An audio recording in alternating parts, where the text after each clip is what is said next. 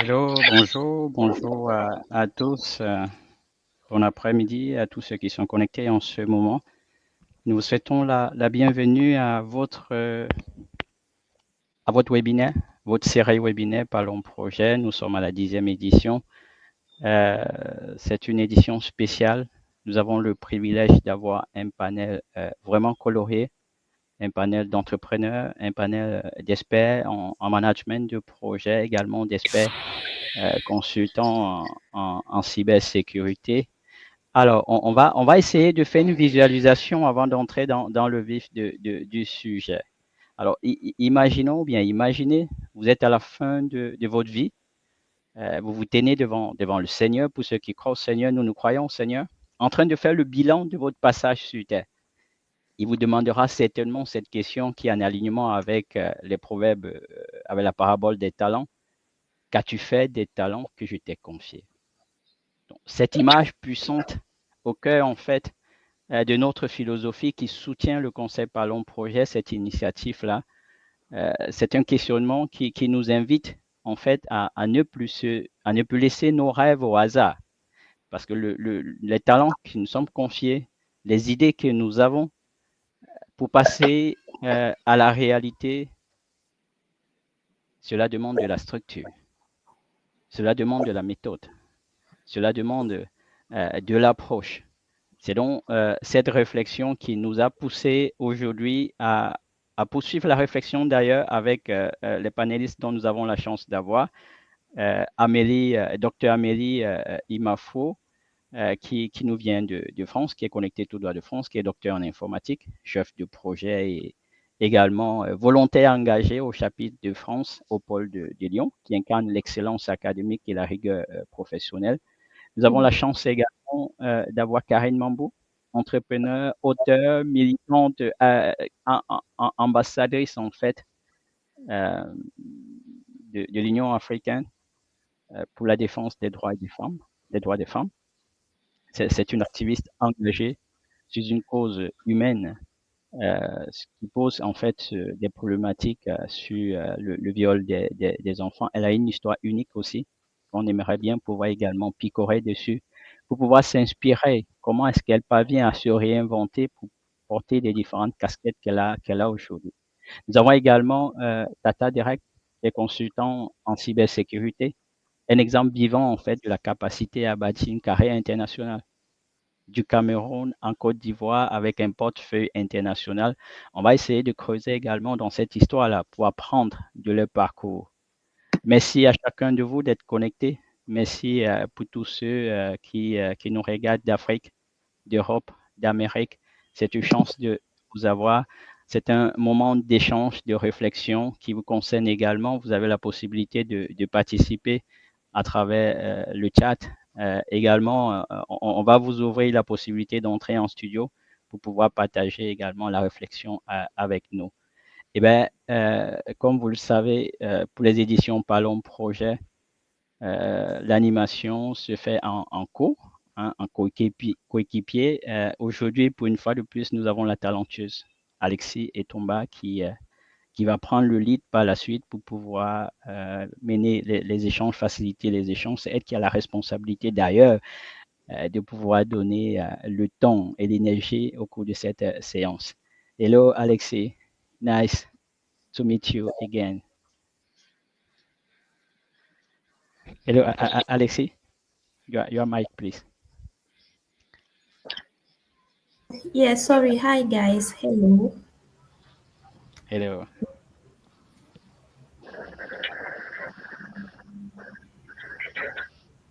Okay, welcome everyone.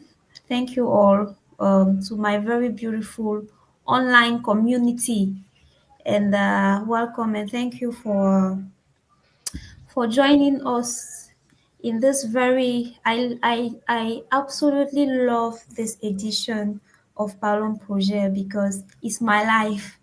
It's the story of my life. So I'm really hoping that we'll have a beautiful time with the very, very, very amazing speakers we have today. Je vais essayer en français parce que je suis obligée d'être un peu bilingue pour pour notre très belle communauté qui nous rejoint pour cette édition de Parlons Projet, qui est une édition qui me fascine, dont je suis particulièrement amoureuse parce que c'est l'histoire de ma vie.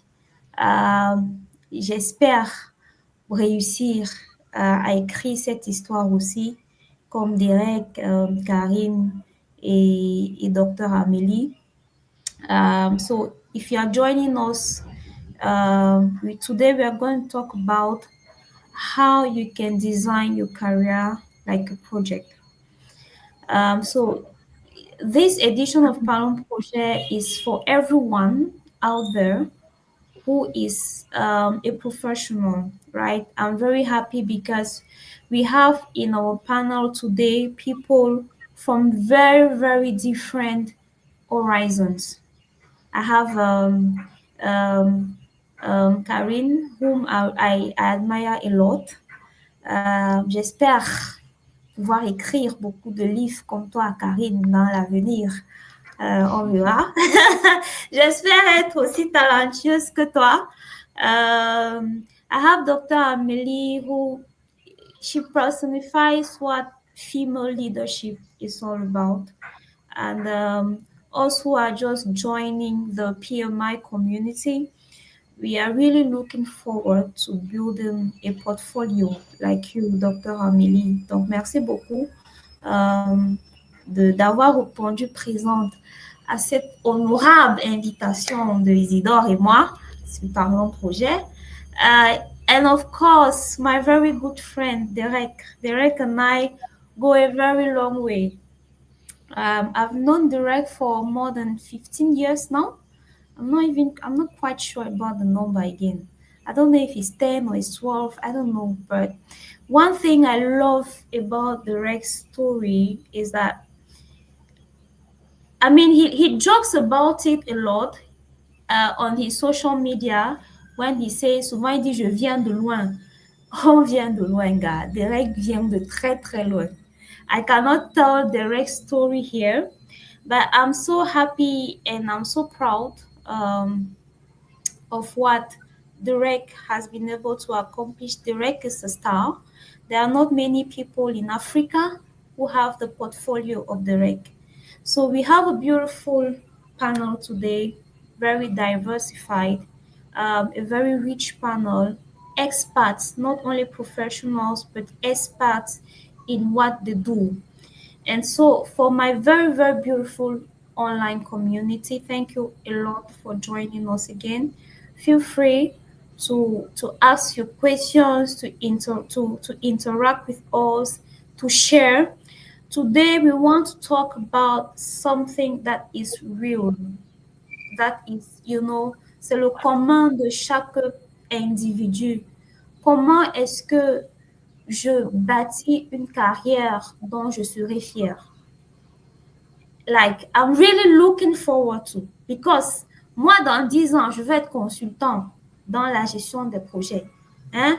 Et moi, j'ai un background typiquement commercial. Les gens qui me connaissent, j'ai commencé il y a 7-8 ans en vendant le café. Moi, j'ai vendu le café. Hein?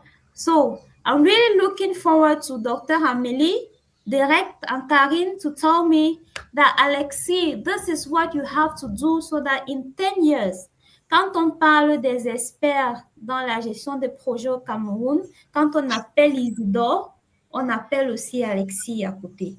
So, welcome, guys. I am very excited. I hope we all are excited. So let's start with Doctor, the only doctor in my panel. I'm going to call her doctor because there are not many women who are doctors. Hein?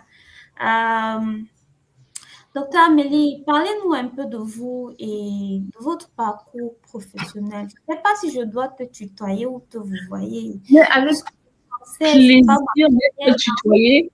Avec plaisir, grand plaisir d'être tutoyé. Je pense que ça va faciliter en fait nos échanges. D'accord.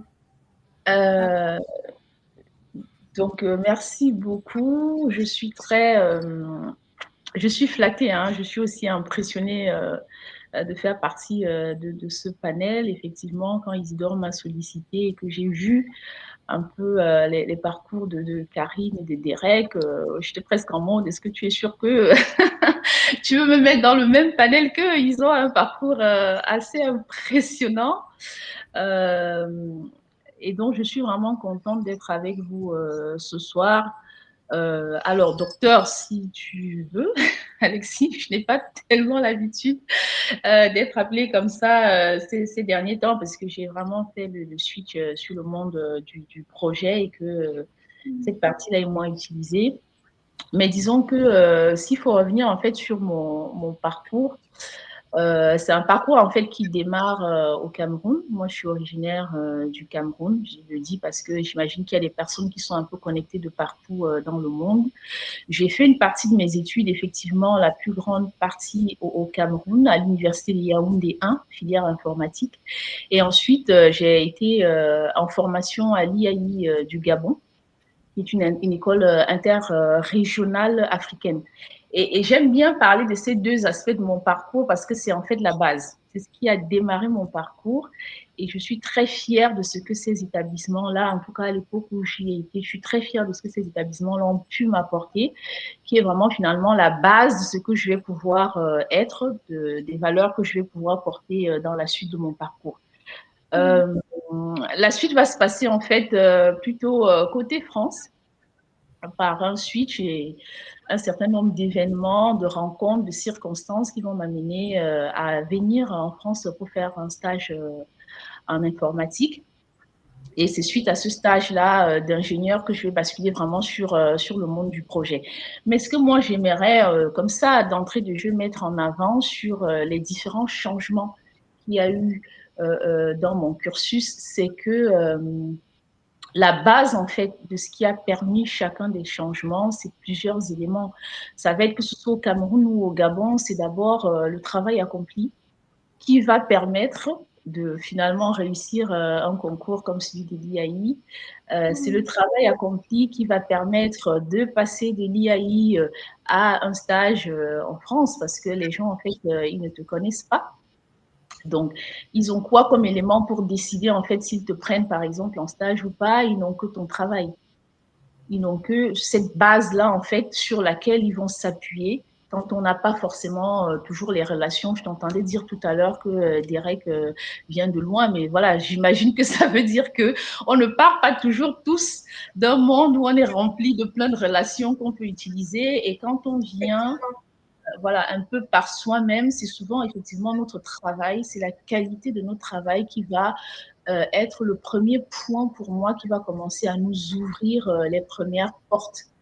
Et dans la suite de mon parcours, en fait, elle va vraiment se faire, mais je pense qu'on aura le temps de revenir en détail dessus, mais elle va vraiment se faire par les aspects curiosité. Moi, c'est beaucoup un terme que je vais beaucoup utiliser, c'est la curiosité d'aller comprendre en fait dans quel environnement est-ce que je me trouve à un instant T à l'université de Yaoundé, quelles sont mes possibilités, il y a plein de concours, il y a plein d'opportunités, mais je peux aspirer à quoi? À l'IAI du Gabon, ça a été la même chose. Quelles sont mes possibilités? Et c'est par curiosité, en regardant les aînés qui avaient commencé à postuler, qui dans les années précédentes avaient pu avoir des stages en France, que je me dis, ah ben tiens, c'est peut-être une opportunité qui peut aussi s'ouvrir. C'est vrai que même dans mon arrivée en France, c'est vraiment la curiosité qui va être un élément clé qui va déclencher l'ouverture de plusieurs portes. Bon, aujourd'hui, on arrive au monde effectivement du pilotage de projet. Aussi par les mêmes voies, j'ai été consultante effectivement. Je suis ingénieure en informatique dans l'IAI du Gabon. J'ai fait un doctorat à l'école des mines de Saint-Étienne. Et pareil, là, sur la partie doctorat, c'est vraiment c'est la curiosité et quelque part l'idée de se dire alors, pendant que beaucoup de gens disaient, mais pourquoi ils ne te prendront pas? Pourquoi est-ce qu'ils ne te prendront pas? Moi, ma question, c'était, mais pourquoi est-ce qu'ils ne te prendront pas? Donc, c'est vraiment d'être juste dans la logique, mais pourquoi pas moi? Pas pourquoi moi, mais pourquoi pas moi à cet endroit-là? Et c'est ça qui va finalement m'amener à faire ce doctorat-là à l'école de physicienne. Pour moi, quand j'observe aujourd'hui, il n'y avait pas forcément le profil idéal pour être le candidat sélectionné, mais finalement, ça ne m'a pas limitée. Je ne me suis pas dit, je n'ai pas de chance. Je me suis dit, si je ne le fais pas, je ne saurais pas s'ils auraient pu me prendre, en fait, s'ils auraient pu me sélectionner. Donc, c'est comme ça que j'arrive au doctorat et que finalement, on le verra dans la suite des échanges, je vais revenir au monde de l'entreprise privée en tant que consultante, aujourd'hui en tant que chef de projet, et que je travaille effectivement pas mal avec l'association PMI, le PMI chapitre France, et particulièrement le pôle de Lyon où je suis. Wow. Quelques éléments.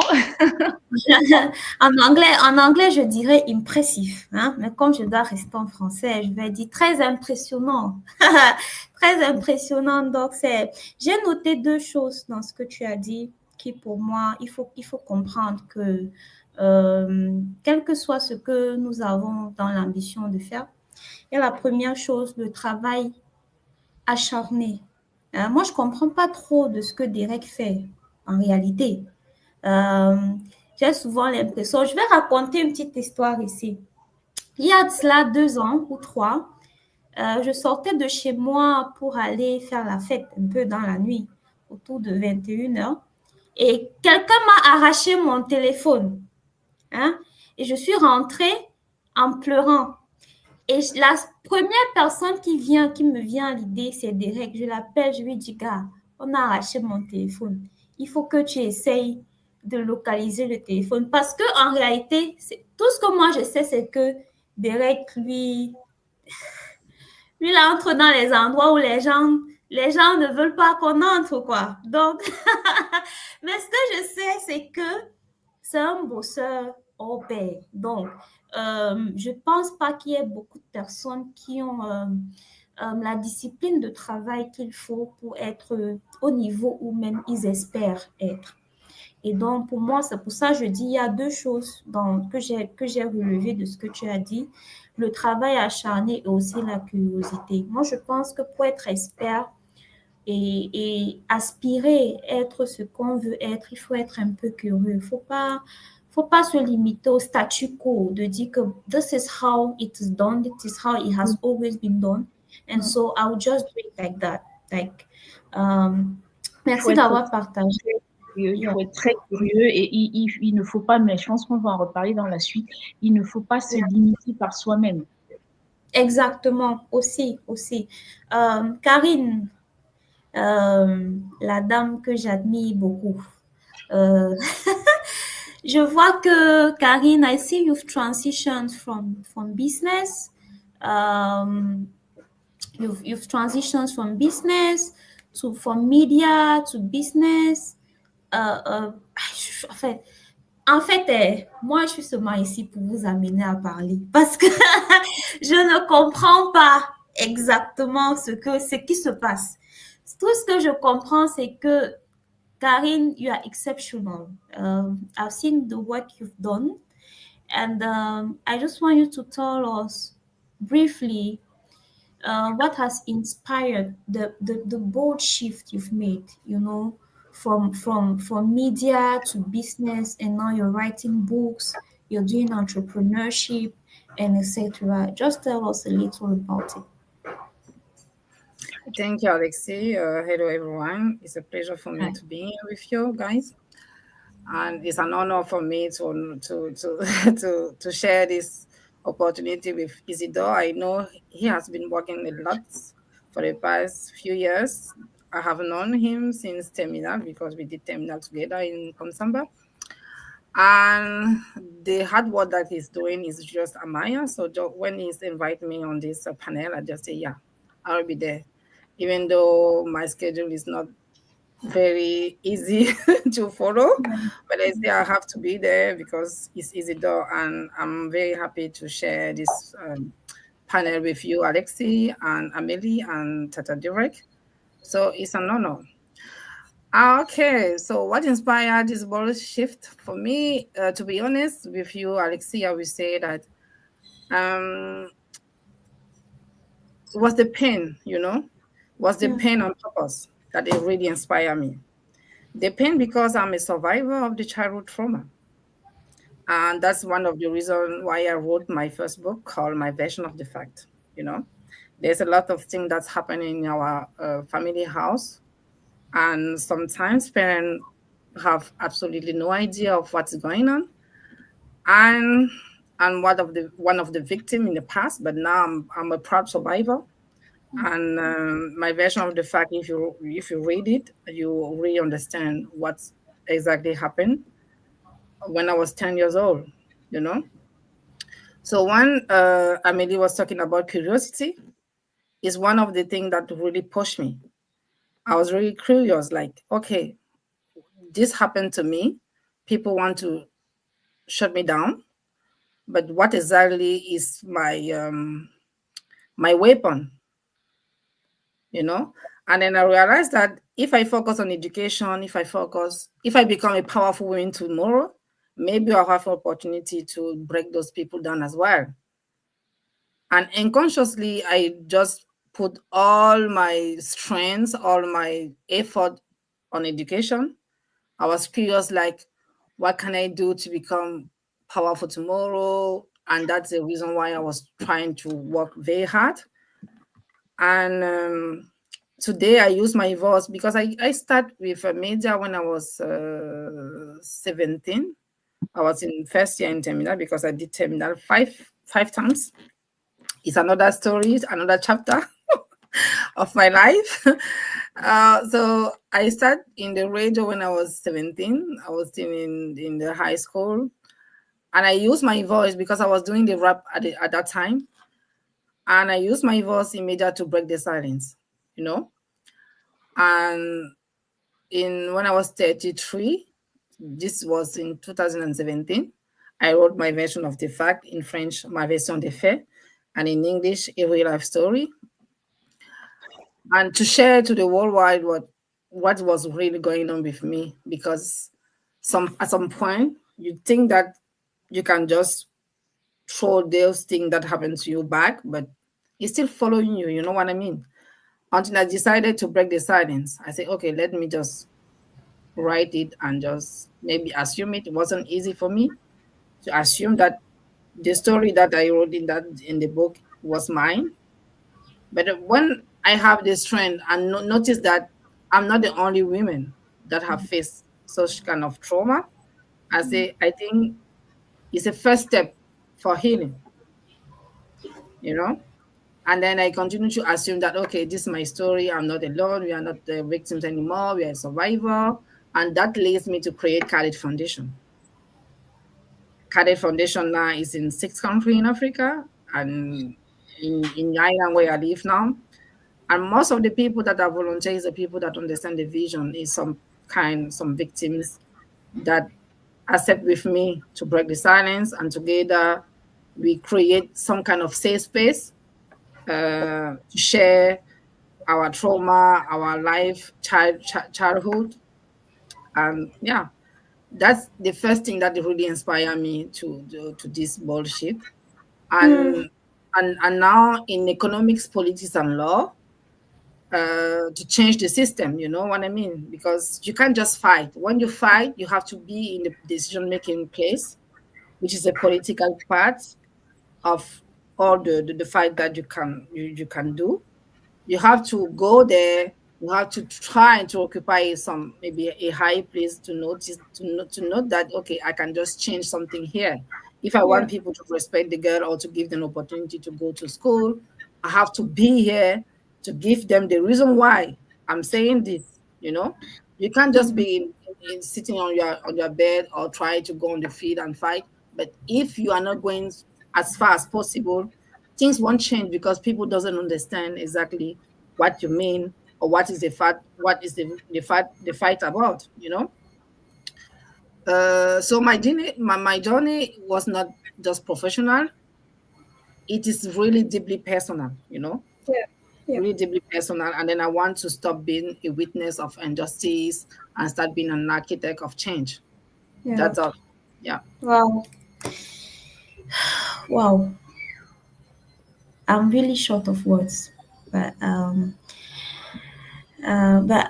think there are two things or three that I note from what you said, Karin. The first thing is that it requires courage, you know, The first thing is that you need to have courage, and that no matter where you are in life, you can pick yourself back up and build your dream career. I think that is the moral, that's the lesson to draw from what you said. It just means that we are different places at different points in times in our lives, in even in our careers. You might be on a spot where you feel stuck, where you feel like injustice, a lot of things are happening to you. You just have to gather the courage to say, hey, I have to be an agent of change here, and I have to start being the architect of my own life, of my own career. And that what happened to me, it happened to me, but I have to move on. But I mean, it's easier said when we say it, we talk about it. It sounds easy, but I think it's more difficult to do it. And so here, I would like to invite the people who are listening to us, who are watching us, to connect with you, Corinne, so that they can share their stories with you. And I'm really happy, and I know that you'll be very glad to help all of us pick ourselves back up from wherever we may be in order to start building our dream careers. So thank you so much. I know it requires a lot to say it out there and to be here and say it again. We are so happy, and hand on the heart, and we are so thankful to you for doing this. Thank I you. always used to say that, what's happened to you already happened. You can't change anything, but you can change the narrative. You know what I mean? And you can try and to give back to the community, because, like, unconsciously, I don't know how I made it, but there's a lot of people that have been through a lot of trauma as me, but they did not survive. There's a lot of consequences of a sexual gender-based violence, for example. But because maybe I'm trying to find myself in the positive place, I have to give back to the community. That's the Yeah, reason why today I'm really open to share my story to the people, to helping them, because I don't know somehow I made it, but I think if you believe in God, there's a God that is somewhere, and then He helped me, because I yeah, even left my family home when I was 19 to go and rent. So it's a long time that I'm living alone. Like, yeah, a lot of things can be happening to me, like, more and more, because when you go into the society, it's a hard way to grow, you know mm, like to be a teenager, adolescent, be alone, go to school, focus on what you have to do. It's not something that's easy, but I yeah. succeeded. I don't know I how. feel, I feel So you. yeah. I feel you. I can only imagine. Thank you. So like I was saying, the rec is a star. I want to share another story. So I was at my gym on Friday. I had posted the flyer of this event on my status and the jingle with the rec. And my gym coach said, Mince, Tata Derek? Je dis oui, tu connais Derek? Il me dit, mais qui ne connaît pas Derek? Derek, c'est un Ah, esprit. ah. Honnêtement. Donc, il me dit, mais qui ne connaît pas Derek? Derek, c'est un expert en cybersécurité. Seriously. Yeah, seriously. So, Derek, I mean, I know your reputation precedes you. Of course, Hmm. we know. I just want you to tell us. I know where you come from. A lot of people don't, but we do. I just Okay. All right. I don't know if we lost her, but I'm Yeah. glad she had already introduced me. So I'm going to take over from here before she steps in. That should be maybe some connection issues. All right. Alexi in absentia, thank you. Thank you very much for this opportunity. Thank you and good evening to everyone. So my name is Dr. Derek. I do a lot of things. So, but what I normally say is that I break things for a living. I break a lot of things for a living, but for the good purpose. for the good purpose. I'm a cybersecurity engineer. I've been on a lot of projects, like a whole lot of projects in and out of Cameroon and Africa as a whole. So my story is a little bit different. I'm glad Karine is still here. Karine said she did terminal 5 times. I mean, Karine got right to terminal before having some issues. So mine was in Form 1. So while I was in Form 1, I did Form 1 3 times. Yeah, I tripled Form 1. And people were like, comment est-ce que tu peux tripler la 6e? Ça se passe comment? And so on. But that was actually part of the story. And that's what actually spiced the story a little bit more. So as time went on, I realized that I was so much into gadgets to the extent where I started repairing phones while I was still in secondary school. Someone will have some phone issues, and I think I can do something about it. Or our TV getting bad, I'm trying to figure out what's happening to it and how to go about it. So curiosity took over me. Yeah, it was an amazing feeling. Alexi, welcome back. It was an amazing feeling. Okay. All right. Should I continue? Yes, continue. I'm following. All right. It was an amazing journey trying to put things together. My parents had told me that they would send me to a technical school. Remember back in the days, if they send you to a technical school, that means you're not very smart to be with the others in the general education.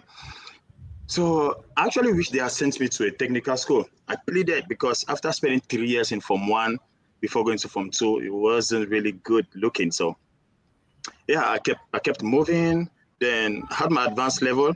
And I'm always very happy to share this. My name was, now it's a happy story, but back then it wasn't that funny. My name was second to the last name on the advanced level of that year. So I almost failed the advanced level, had 2 points with 2 E grades. For those who do general education, to understand that you were almost failing. So I'm just glad I was not the last. I was second to the last, and that helped me a little bit. So from there, I go to the University of Yaoundé 2 SOA, where I study law and political science. I'm like, nah, this is not going. We're studying some kind of stuff and it's so boring. But my mind is elsewhere. My mind is towards tech. While I'm in SOA, I'm fixing people's laptops, and I have no one to actually give me some form of orientation. That's where my first problem was. No one could orientate me on, hey, you know what? Channel this energy towards this direction. So within 2 years, I went to like 3 different universities without even graduating, because I was like, I studied in SOA, I'll go for 1 semester, then I drop. I'm like, no, this isn't going. Then at the end of the day, I met someone that told me about some certification, Cisco networking kind of thing. Yeah, and I do Cisco, do CCNA, and that's why I met Alexi. Alexi tells me she's doing networking, Cisco, something to like that. I'm like, hey, really? Like, this is not something I was like, want. Alexi was getting into IT too. I don't know how she changed her mind to something else. I don't know, maybe story for another day. So that was one of the things that I say, hey, this lady doing networking and so on. So today, my story in cybersecurity is so unique. It's unique because I learned it by myself. I never went to a school that taught me that, hey, this is how you do this or this is how you do that. So I started learning by myself. I was working for some company, in a car tracking company. I worked with them for like 3 years. Then I resigned. My parents are like, you're earning 300,000 francs and you're resigning in Cameroon. And I was like, nah, I can't be sitting every day and watching how people are driving their cars. And I'm telling them, hey, excusez-moi, monsieur, votre véhicule est en train de quitter la ville. Je voulais juste me rassurer que c'est vous, and so on. It was just crazy. So once I just resigned, and I started shooting videos. So there's one video I shot with one of my very good guys, Karawa. So Karawa shoots me a video where I'm talking about cybersecurity. I have no experience, but I'm just talking cybersecurity. One guy meets me on Professor Bel Bijoka. He's like, hey, Derek, est-ce que tu fais les tests d'intrusion? I don't even know what test d'intrusion is. I'm like, oui, j'ai fait les tests d'intrusion. And it's like, okay, c'est combien pour ta journée, and so on. I don't know what to say. He said, bon, j'ai vu ton profil sur LinkedIn. La journée pour toi sera 150 000. I'm like, oh my God. So is this how this thing has money? I used to work for 1 month for 300,000, and this guy says 1 day, 150,000. He says he needs me for 4 hours. I say 100,000. I work on YouTube for 1 week. I prepare, I go, and I said that was my first job he trusted me with. Then he gave me the 100,000 francs, and that's how I started getting deep into cybersecurity. So there's a lot I'm going to be sharing on how I became a consultant with companies like Orange Côte d'Ivoire and Orange Liberia, where I led a team of like dozens or more people on how working with companies based in the US like Beritech, by learning by myself, not by going for any school or some university to learn all of these things. So I think with time as we flow on, I'm going to be sharing more about that. Thank you, Alexi. Thank you so much, Direct. So I think that there are some similarities in what you three have shared, because I can hear Amelie speak through your voice when she spoke about curiosity, and you spoke about curiosity. When that guy called you and said, "Hey, can you do this thing?" You didn't say, "No, I cannot do it," or "I've never done it before." You accepted it. You say, "Yes, I can do it." Then you went to find out how it is supposed to be done. But also about what Karin said about survival, because nobody would imagine the Tata Derek being, not the first in the class, being the first expert now. You get what I mean? I mean, it's amazing. Like there's a break moi dans ma tête. I'm like, really, Derek, c'est toi? I cannot believe it. Mais en fait, c'est toi. So it's about surviving and telling yourself that, like exactly what Amelie said, as if others could do it, why can I not doing? Can I not do it as well? But one more thing you said, and which is common with you three, is about passion. Derek, when you talk about cybersecurity, I see the stars in your eyes. It's you, c'est toi. Really, Derek says cybersecurity is Derek. And I think it's that passion that drives you to find out more, to be the best, and etc. And when Karin shares her story, you can see that this is really something, this is her heart she's pouring out there. And I think it's important that we understand that the career we want to live and build is not by accident. There are some prerequisites, and I really pray and I beg on the people on our beautiful online community who are listening to us today to really pick down those things. So I want to stay with you, Derek, and I want to ask you that, can you just tell us, I mean, you are living my dream, because 5 years from now, I want somebody to call me and say, "Hey, Alexi, I have this project for $5 million." Or no, $5 million, c'est petit, non, j'en sais rien, moi. Whoa, okay. I have this project. J'adore l'ambition, j'adore l'ambition. Can you be careful for this project? Like the way that guy called you, that's how I'm hoping someone will call me a couple of years from now. So I want to ask you, and I'm sure a lot of people are burning to find out, what are the steps you took as a professional to build a career as a renowned consultant and an expert in your field today? Oh, thank you very much. Yeah, the steps. For those who have my WhatsApp number, it's always written there, Grace found me. There's a level of grace that I know I have that, I mean, it doesn't come like that. But grace doesn't come on dormant people. So the grace comes and it should meet you active. I remember when God told Moses, "What do you have in your hand?" for him to open the Red Sea. Moses should have had something in his hand first for him to be able to open the Red Sea. So 5 years ago, I told myself that if they want to count 5 people studying cybersecurity in Cameroon, my name should be among. That was a silent vow I did, or I made to myself, and I started working towards that. So one thing about cybersecurity is it's a continuous learning process. You don't say I'm done. It keeps going. So the few steps I took is I decided to give up my life so I can study. I decided to give up my life so I can be the best. So while some people will be like, "Gars, tu fais quoi vendredi soir?" I mean, on peut prendre une. I mean, it doesn't mean like I don't go out, but I do. but the rate or the frequency at which I go out is it's very minimal. It's very low. At times you're going to lose friends. You're going to lose friends. So that's part of the price that I paid, losing some friends because you guys can no longer continue hanging out because I was intentional about what I was doing. So there's something that is called passion. You could be so passionate about something, but passion is not everything. But passion is the biggest thing you need to have about what you're doing. You love what you do, you're passionate about it. So passion has been driving me. So when passion meets opportunity, the output is amazing. Why? Because you can be passionate about something, I don't have the opportunity to display or to talk about the thing you know. So I prepare myself, I keep studying, I keep getting the certification, I keep talking about what I can do. One thing about me getting to this level is I'm not silent about what I can do. I always make sure I talk about what I can do. Why do I say that? Most of the contracts I've had, it's definitely because those people knew that I could do it. So one of the things I'm going to share, which is very crazy, is how I found myself with Orange Cote d'Ivoire. Do you know, Alexi, that they never asked for my CV?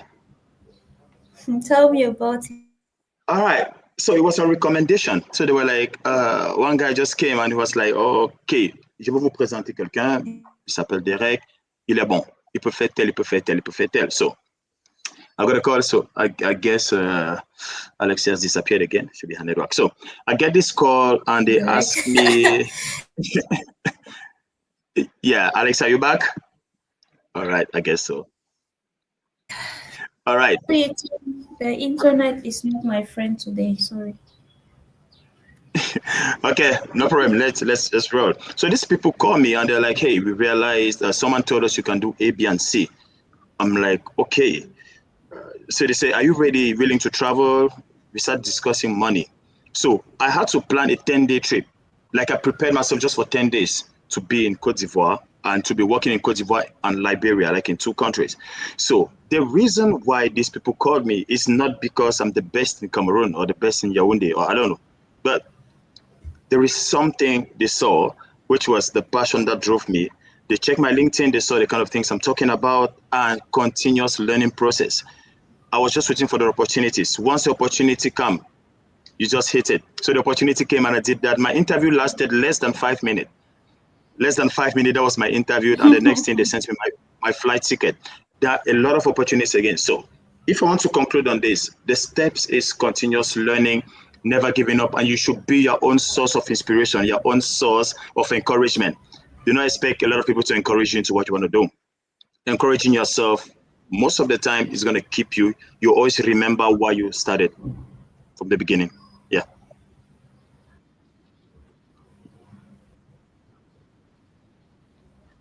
Okay, Alexi, I'm done. Hopefully, Alex is there.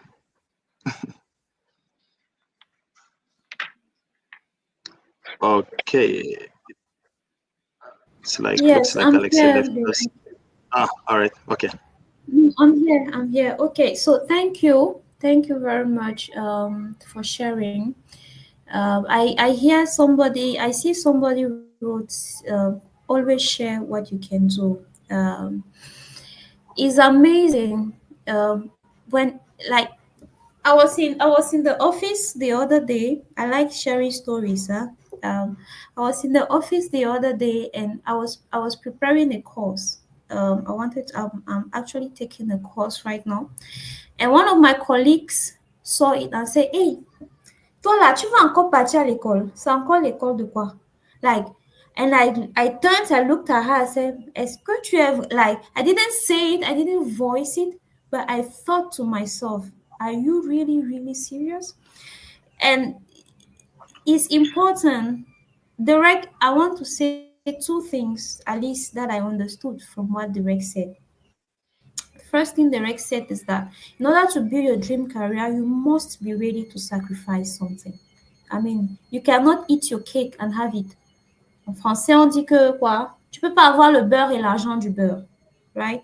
Il y a une chose que tu dois sacrifier à un moment donné pour pouvoir bâtir ta carrière de rêve.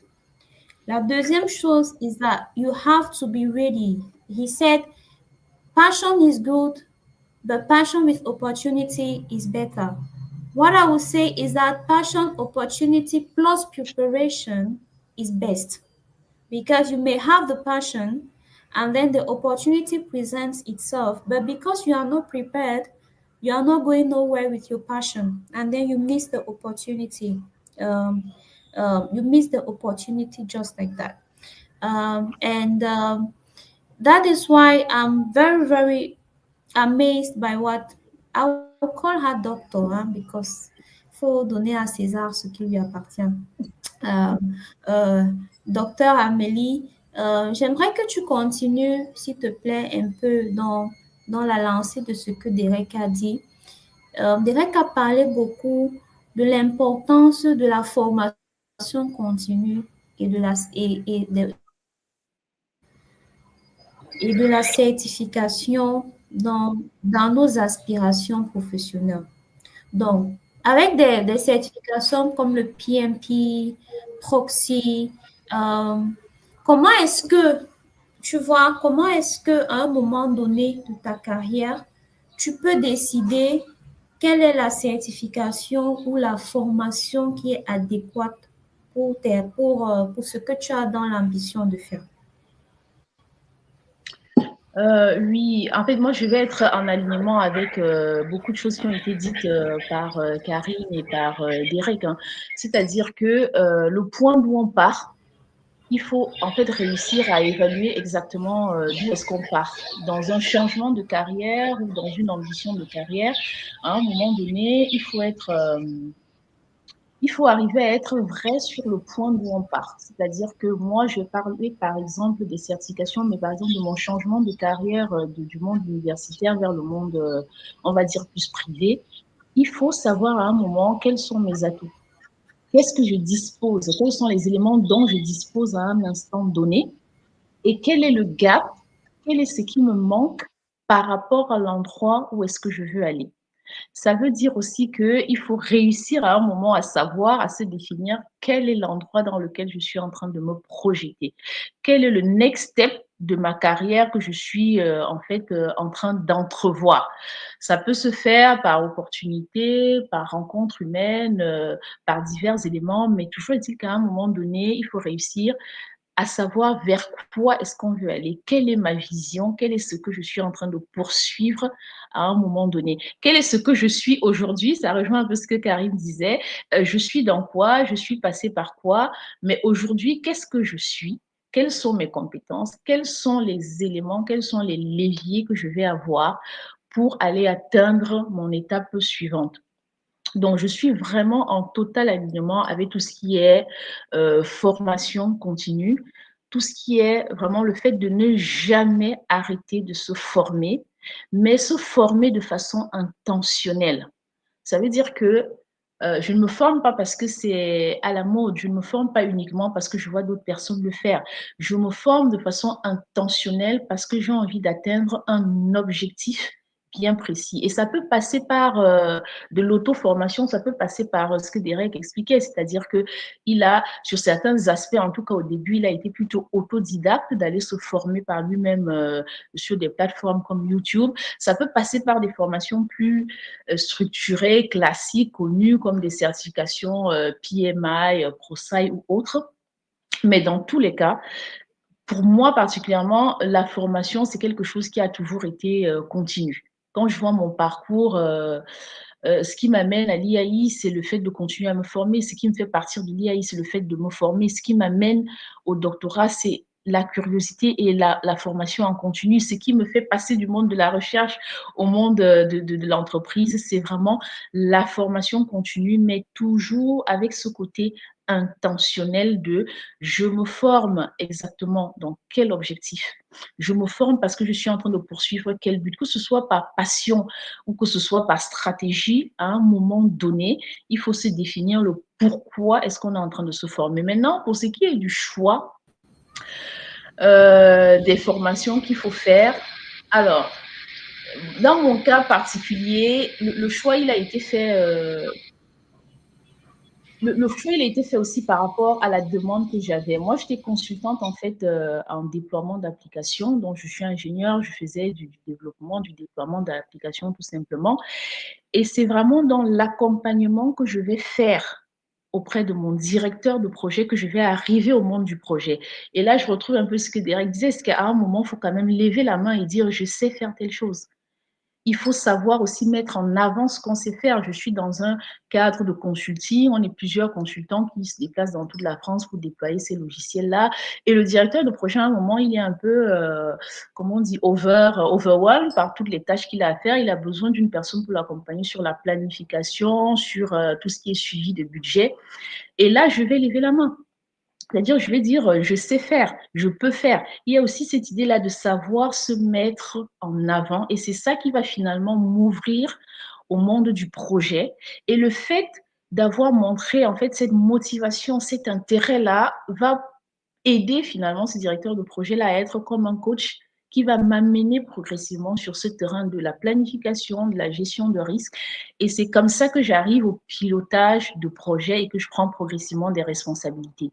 Maintenant, la certification en elle-même, elle va arriver dans une seconde étape parce que, en fait, aujourd'hui, on a besoin, surtout quand on travaille dans certains grands groupes, de prouver en fait ce qu'on sait faire aussi par ces certifications-là. C'est-à-dire qu'il y a le terrain qui nous apprend à faire, mais il y a des situations où on a besoin de montrer de façon formelle qu'on sait faire. Et moi, je vais dire, je vais être un peu comme toi, Alexis, je vais raconter une petite histoire. Au départ, en fait, moi, j'étais intéressée beaucoup plus par la certification CAPM. Pour ceux qui connaissent, on va dire c'est la petite sœur de la certification PMP. Parce que dans ma vision à moi, à l'époque, je me disais, mais en fait, j'ai piloté juste quelques petits projets. Je ne me projetais pas du tout en train de faire une certification PMP.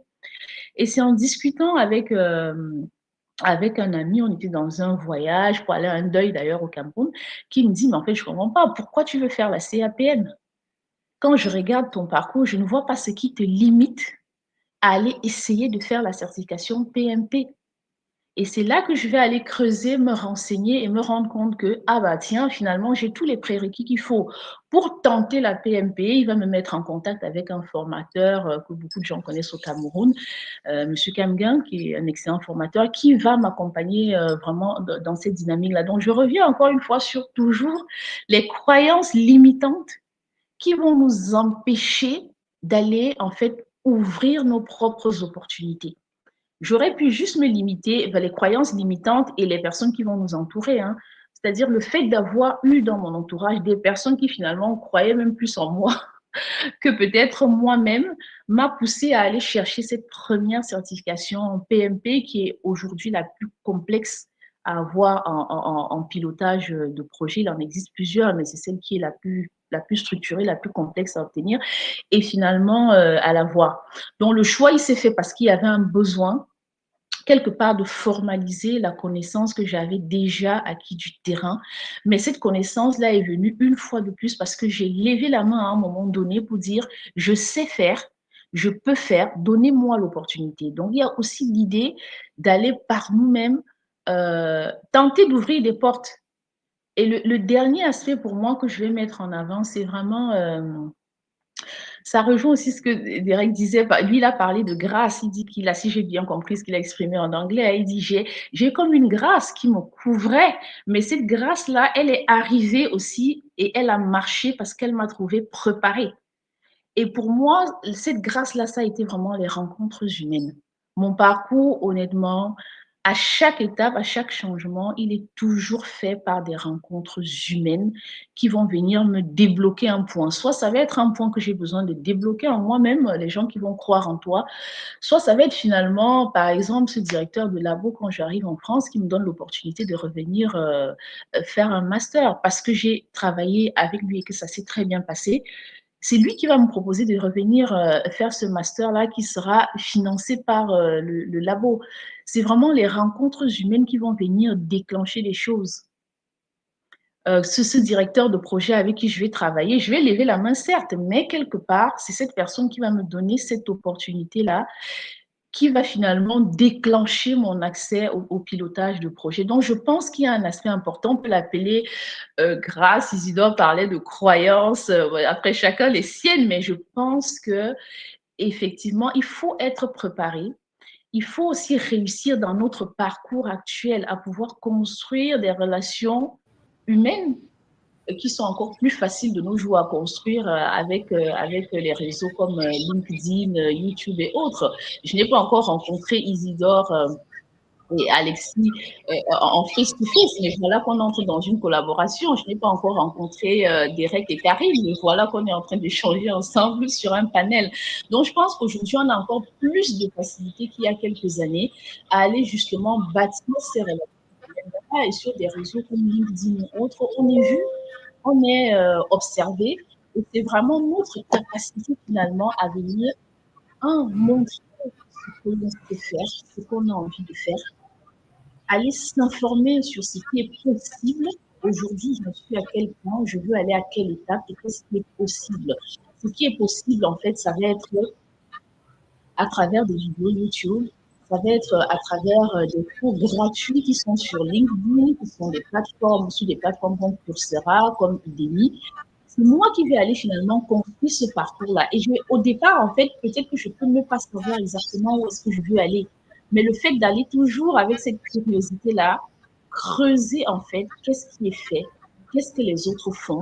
Je veux devenir, tu disais tout à l'heure, Alexis, tu veux dans 5 ans être appelé par des gens qui ont des budgets de 5 millions de dollars pour des projets. Aujourd'hui, ceux qui ont accès à cette poste-là, qu'est-ce qu'ils ont fait?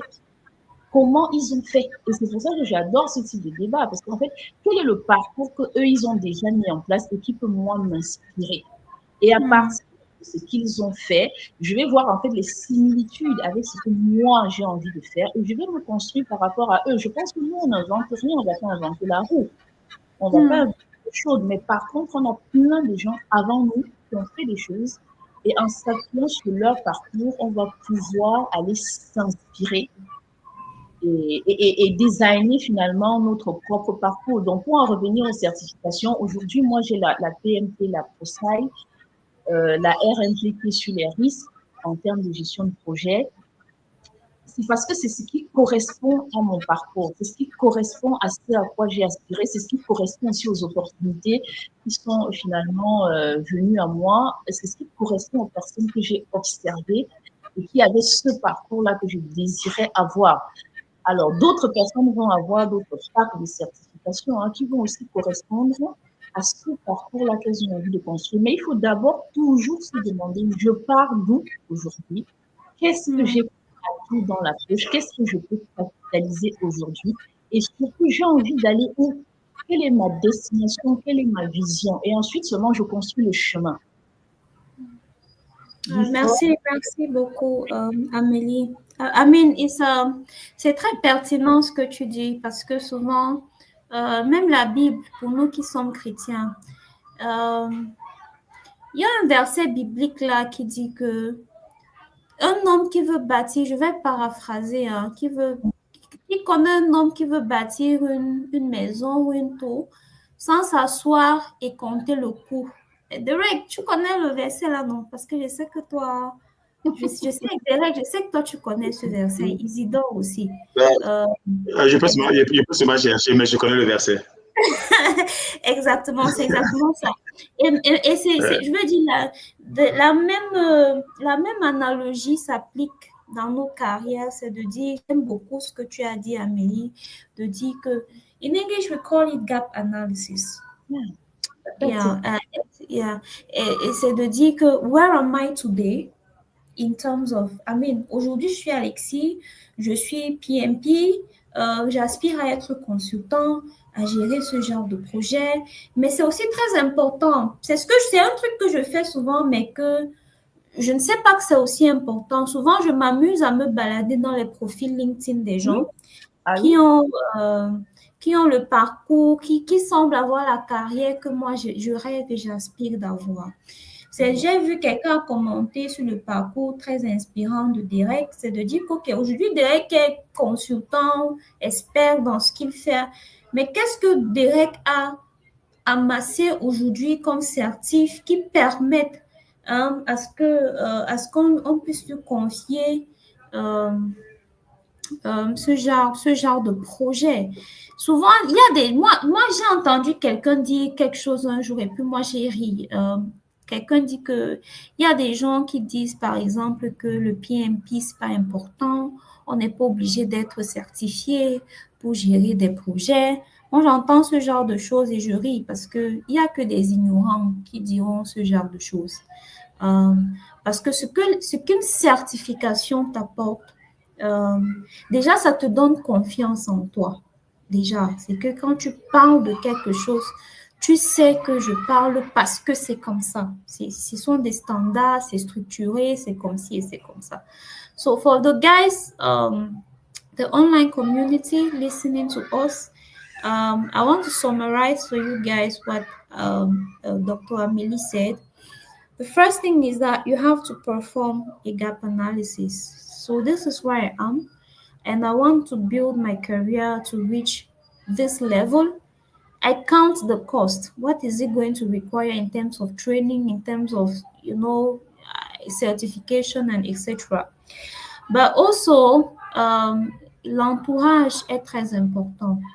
Euh, j'ai remarqué que les gens qui aspirent à la même chose sont toujours entre eux. Par exemple, Derek est toujours avec ses copains de la cybersécurité. Isidore est toujours dans un truc projet quelque part. So c'est comme ça. So we cannot want to build a career and then we hang around people who have nothing to do with our vision and our passion and etc. Karine, j'espère que tu es encore là avec nous. Donc, je vais revenir avec toi, Karine. So, Karine, you decided to go back to school, to Dublin University to study law after a lot of years. I would say from my observation, successful years though. I know it's not an easy decision to make because sometimes deciding to go back to school with the weight of life on its own, it's not easy. So, how do you approach that? Because there are a lot of things we say here that are very easy to say, but in practical, they are very hard to achieve. So, how do you approach this mindset of long life learning? And what advice would you give to someone who is hesitant? Je vais faire le PMP là, mais est-ce que je peux I want to do this thing. I want to take that Cisco certification. Mais est-ce que j'ai le temps? Est-ce que je peux? What advice will you give to someone who is still in that doubting move? We want to change, but we don't have the courage to change. Thank you very much, Alexi, for this question because it's a really great question. I know myself, I'm sometimes hesitating myself, like, am I really want to go back here after having maybe a master in business in communication, and I want to start from fresh, like for year one, and then you see your age, you have a family to take care of. It's not easy, you have a lot of bills. There's a lot of things that you have to deal with, and go back to school again. It can be so tricky. Like, it's true, it's normal even sometimes to be hesitating, but myself, I approach lifelong learning as a gift, not a burden. First of all, I was saying if I have opportunity to go back to school, maybe because it's a gift. A gift, why? Because when you know exactly what is your vision, where you want to go, what you want to be, like, it's clear in your mind that this is exactly what I have. What is missing in my education or my certification, some things like that. What is missing here to achieve my goals?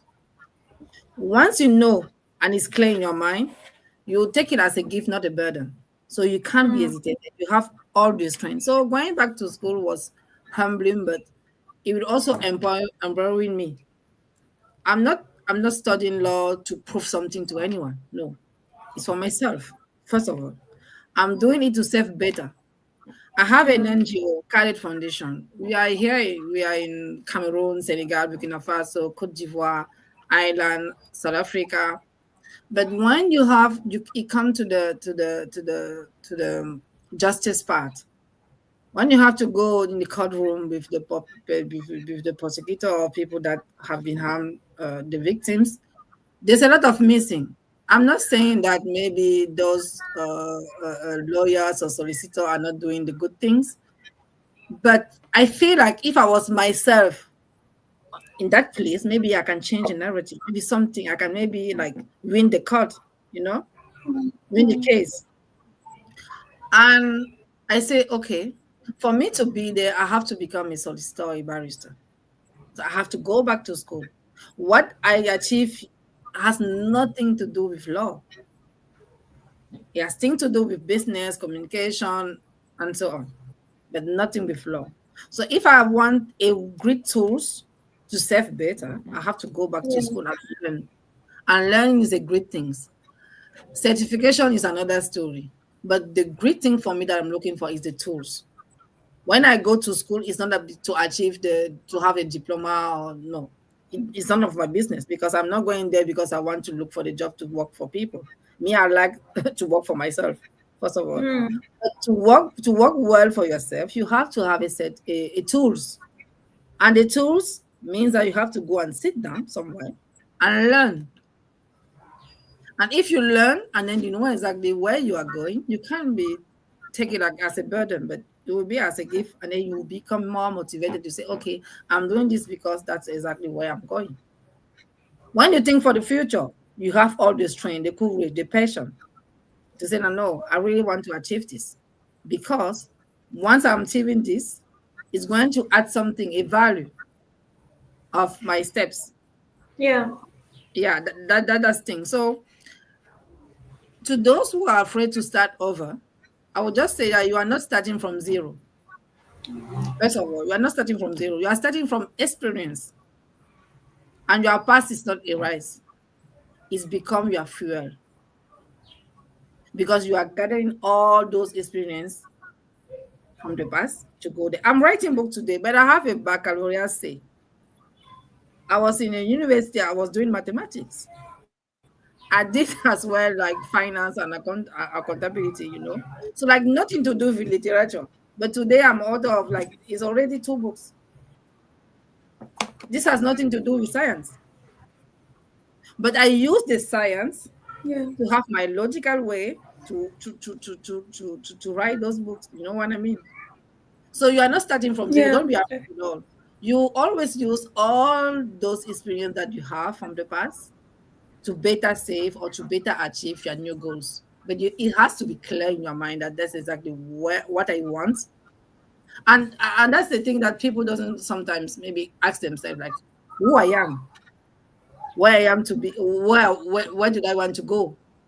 What do I want people to call me? Did I really feel like I want people to call me Dr. Karen? Okay, if I want people to call me Dr. Karen, no, I know that I have to go to do my PhD.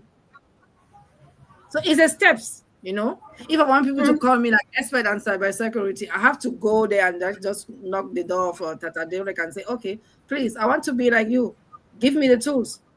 You know, it's a steps. So you're not starting from zero, but you are starting everything. I believe that everything that we did or we are trying to do, it always help us tomorrow in the to save in a better future. Sometimes you can't even notice it, but on the way you feel like okay, mathematics actually helped me to really understand. I am Cartesian, so when something is going, I use my logical way that to do things. This is mathematics. But when I was doing mathematics at school, when I was in high school, did I even notice that mathematics will help me in my life, in my life? No. You just do things because you say, okay, you are there, you just have to pass your baccalaureate, you keep working hard. But practically, do you really know where those mathematics is going to bring you? No, you can't. But Yeah. just do it. Sometimes because your parents paying your school fees. Now that you yourself you decided to use your own money to go back to learn, it's another story. Another thing that I want to say to the people, like education is non-formal and formal. So if you don't have an opportunity maybe to pay the school fee, because it can be sometimes very difficult in terms of money to pay, you can still learn in another way. You have your phone. There's a lot of tools. There's a certification that you can have without paying anything, which is recognized.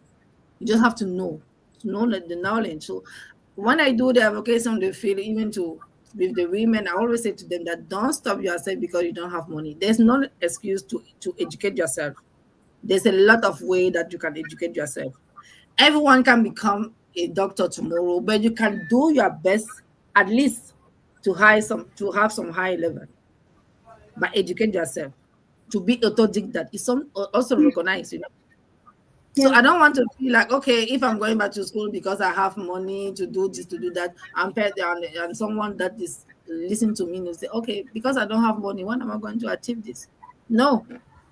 First of all, is your desire to change the person you were yesterday to the person you want to be tomorrow. I always say that build tomorrow today. This is my slogan. You have to build tomorrow today. You have to, and then if you want to build tomorrow today, you have to put everything around you.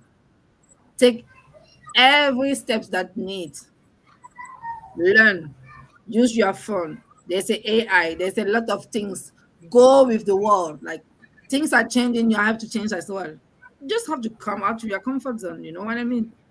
Don't Mhm. stop yourself because keep learning is the key for the success. Yeah. And you can only learn because you are going back to school. You can learn as well by staying at home and use your computer. If you don't have computer, you have your phone. Use your internet like wisely, you know. Yeah. Don't just go to listen to the Congo star like the gossiping pages on Facebook or whatever. No, use your time wisely. You know what I mean?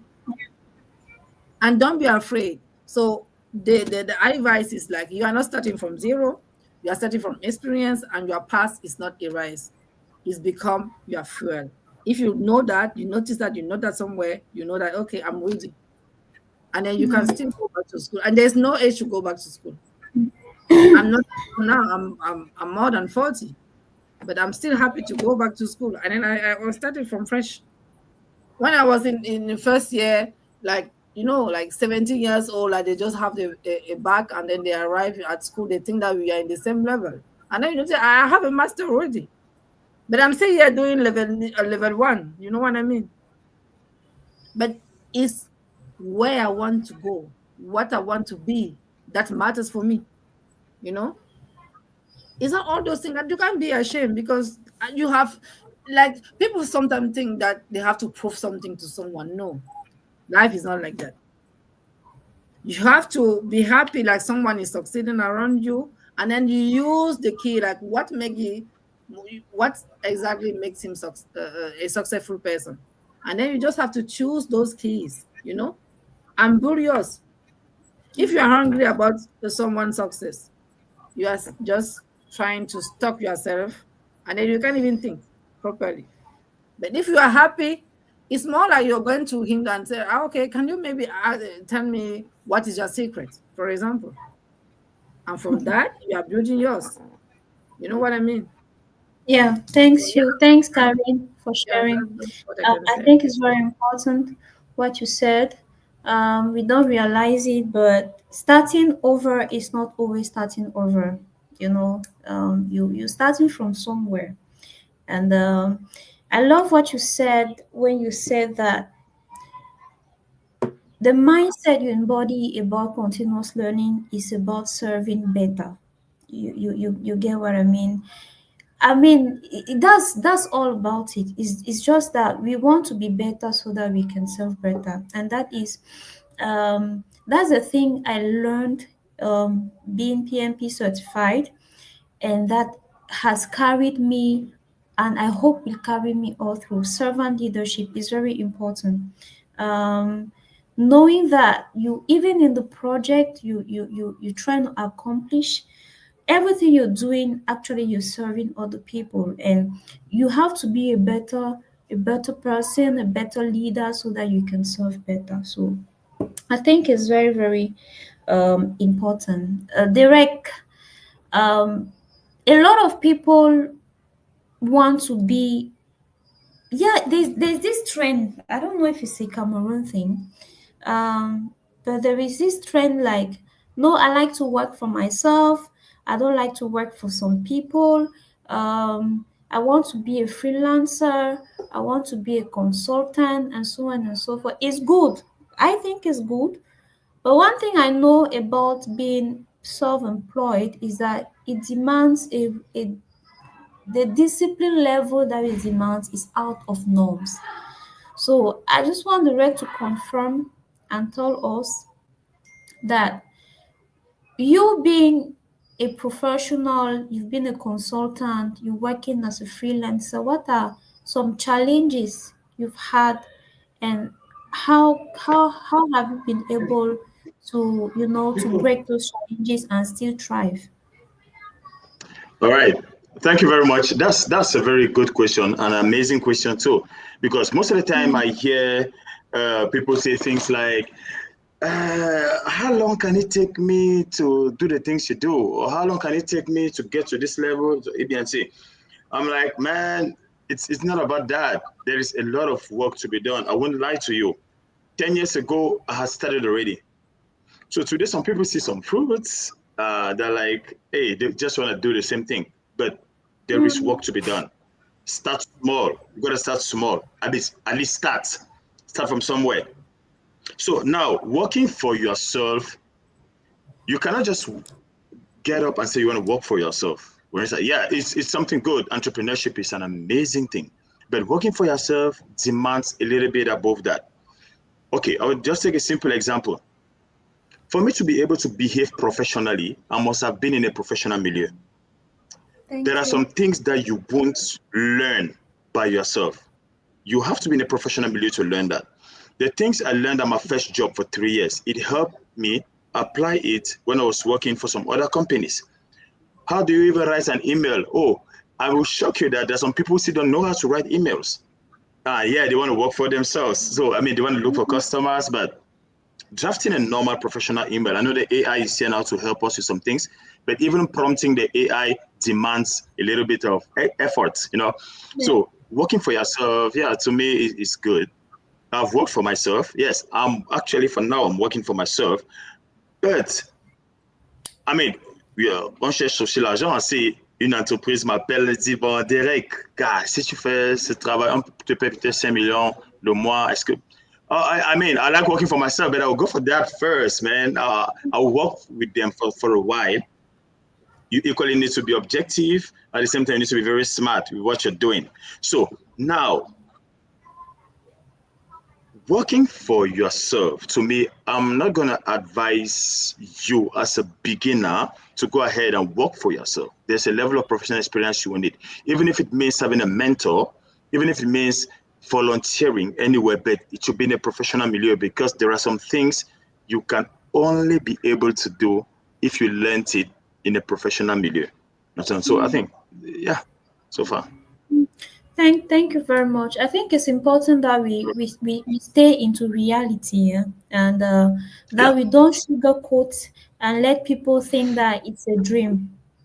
Um, I mean, I have the rec, I have Isidore. Isidore, everybody knows Isidore. Isidore is, I mean, he's a high flyer in his domain. But Isidore had worked for people, if I can say so. Isidore has worked for institutions well renowned, but at some point he said that, okay, I think I've learned a lot now. I now have the courage, I have the experience, I have the tools, like what Karine was saying. I have the tools to, pour m'établir, comme vous dites en français, pour m'établir à mon propre compte.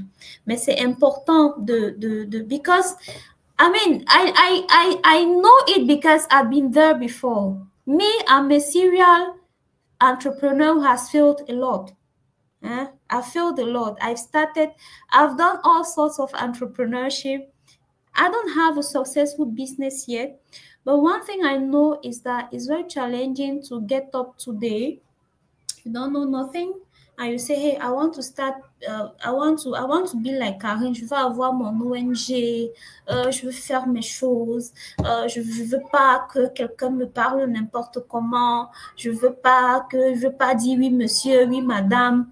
But guys, let's keep it real. You need it. You need it. And I love what Derek said when he said it can start from volunteering, from internship, from this, from that, from that. So start small, start somewhere. What is important is that you need the experience. It's true. Like, it's not fake. That some people don't know how to write emails. It's not, I've seen it. It's real. It's live. People don't know how to write emails, but they want to pitch a project. They want to convince a customer. So let's keep it real. It is hard out there. Sometimes I ask myself if Isidore sleeps.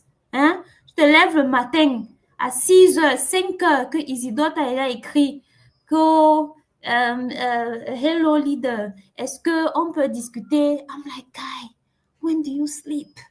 You get it, but that is how it is. So I encourage everyone who wants to be a freelancer, who wants to be a consultant, like Derek, like Karine, like Dr. Amelie, but it requires hard work, it requires discipline. So, Dr. Amelie, tu as parlé de la place de l'entourage, du mentorat, du réseau dans le design. I like that. J'aime beaucoup, sorry, moi mon anglais prend toujours le dessus. J'aime beaucoup le titre de ce webinaire. Ça dit Designing your career as a project. Ce que ça veut dire, c'est que ça veut en fait dire bâtir sa carrière. C'est un peu comme quand on veut construire une maison. Il y a la fondation, il y a tout ce qu'il faut faire. Et dans tes propos, tu as parlé de la place du mentorat, de ton réseau, de ton entourage. Est-ce que tu pourrais nous dire, s'il te plaît, dans ton expérience, dans tes activités, dans le PMI, tout ce que tu fais pour tes causes personnelles comme Women in Tech et tout cela, comment est-ce que tu vois ces réseaux, ces petites communautés, ces cercles-là t'ont aidé à bâtir la carrière et le carrure de professionnel que tu as aujourd'hui? Et la carrure, pardon, de professionnel que tu as aujourd'hui.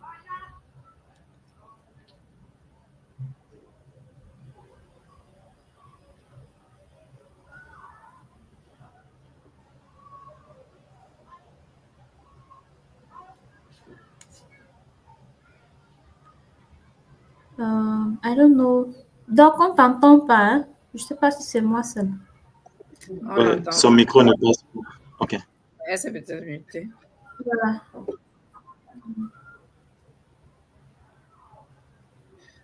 Peut-être Non, tu as pas muté.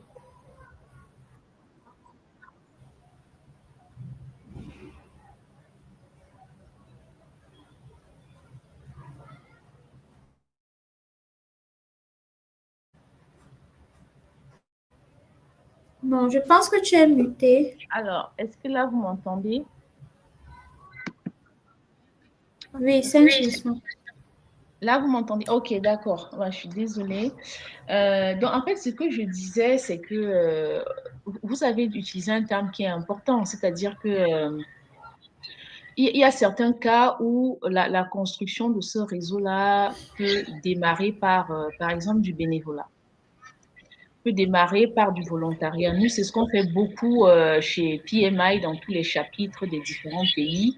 C'est du bénévolat, en tout cas dans les chapitres francophones, c'est un peu différent aux États-Unis, mais c'est vraiment d'aller à la rencontre des personnes qui vont travailler dans le même domaine, qui vont être plus ou moins expérimentées que nous et qui vont, par divers événements qu'on va mettre en place, ils vont nous permettre en fait d'apprendre autrement, d'apprendre différemment et de mettre quelque part en pratique ce qu'on aura à faire dans l'univers professionnel.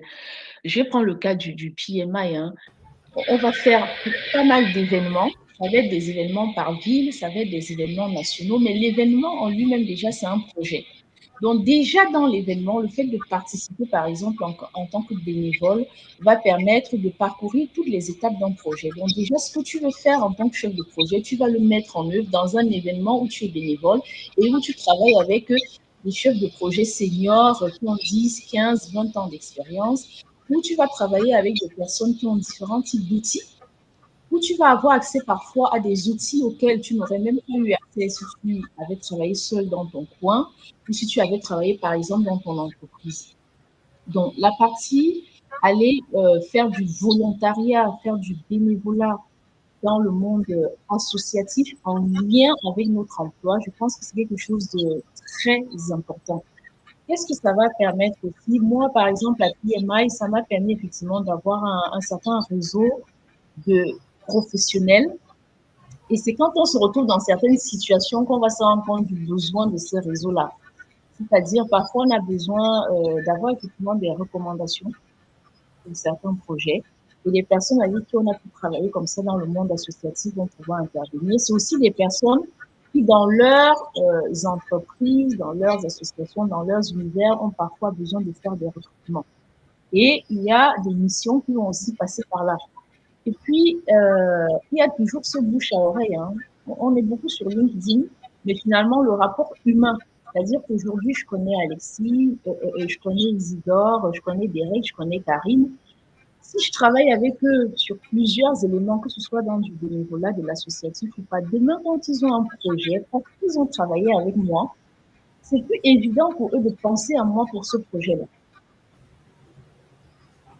Ça va être plus facile pour eux de penser à moi. Ça rejoint un peu ce que Derek disait, c'est-à-dire c'est aussi une façon de montrer ce qu'on sait faire en passant par le bénévolat. Et je pense que dans la plupart des domaines de compétences, là, je suis vraiment sur la gestion de projet, je suis vraiment sur les domaines IT, mais comme l'audience est plus large que ça, je pense que dans pas mal de domaines, on va avoir des associations professionnelles et que nous, on n'a pas toujours pris l'habitude d'être en fait membre actif de ces associations professionnelles. On a l'impression toujours que c'est une perte de temps, ça va nous perdre du temps. C'est du bénévolat, on n'est pas payé en fait pour organiser cet événement-là, on n'est pas payé pour aller faire peut-être ce cours-là ou cette promotion-là. Mais en fait, le fait que tu viennes faire un cours dans une école d'ingénieurs gratuitement, qu'est-ce que ça va te permettre de faire? Tu vas prendre le temps de la préparation. Tu vas discuter avec des pairs, avec des enseignants. Et ça va te permettre comme ça, par exemple, de structurer un cours que tu vas aller donner. Je sais que tout travail mérite salaire, hein, mais parfois on a besoin d'avoir de prouver ce qu'on peut faire, même si on n'est pas directement payé à l'instant pour ça. Ça permet de montrer. Tu vas aller, tu vas faire d'ingénieur ou tu vas faire peut-être un cours introductif à la gestion de projet. Et c'est comme ça que finalement, tu vas être repéré, remarqué par des directeurs d'établissement, d'école qui vont peut-être t'approcher ou demain, quand ils auront besoin d'un enseignant, c'est comme ça que tu vas peut-être avoir des cours qui vont être finalement ton side de service que tu vas faire en plus. Dans la partie vraiment, aller faire du volontariat quand on peut, c'est aussi une façon d'apprendre. Pour moi, ça fait vraiment partie du continuous learning dont on parlait. Et c'est une façon de montrer aussi ce qu'on sait faire quand on n'a pas encore l'opportunité forcément de le faire en entreprise. C'est l'opportunité d'aller travailler sur des outils auxquels on n'a pas forcément accès dans sa propre entreprise. Donc, bien que ce soit gratuit, parce que je sais que c'est souvent ça le point bloquant des personnes à dire je vais aller volontaire, mais en fait c'est du gratuit, c'est comme si on est en train de m'exploiter, on m'utilise. Je dis il faut toujours avoir cette projection-là sur le long terme de ce que ça va apporter en termes de relations, en termes de réseau, en termes de connaissances. Après, pour être plus large que la partie volontariat, je dirais que oui, la relation humaine qu'on va aller créer avec les personnes qu'on va rencontrer dans les projets, dans les entreprises, même dans notre vie. Hein, là, on est sur on est sur cet échange et j'entends Alexis dire en fait, je sais plus, tu as dû faire l'école avec Derek. C'est ça en fait finalement hein. C'est les gens avec qui j'ai été au collège, au lycée, à l'école primaire. C'est des voisins du quartier avec qui j'ai pu avoir une bonne relation, qui demain ont besoin d'un statisticien, qui demain créent une agence pour faire des nounous et qui ont besoin de faire un site web et qui viennent me chercher. La relation humaine, elle est partout, dans tout ce qu'on va. Enfin, on est des humains, la relation humaine, elle est vraiment partout. Et c'est à nous d'aller savoir la construire et savoir demain comment l'utiliser pour qu'elle puisse être une participation intéressante pour notre carrière. Après, aujourd'hui, on a quand même pas mal d'évolutions. Moi, je reviens toujours sur ces réseaux sociaux-là qui sont pour nous vraiment une force. Quand je dis pour nous, je parle aussi pour nous autres qui venons peut-être des pays moins développés.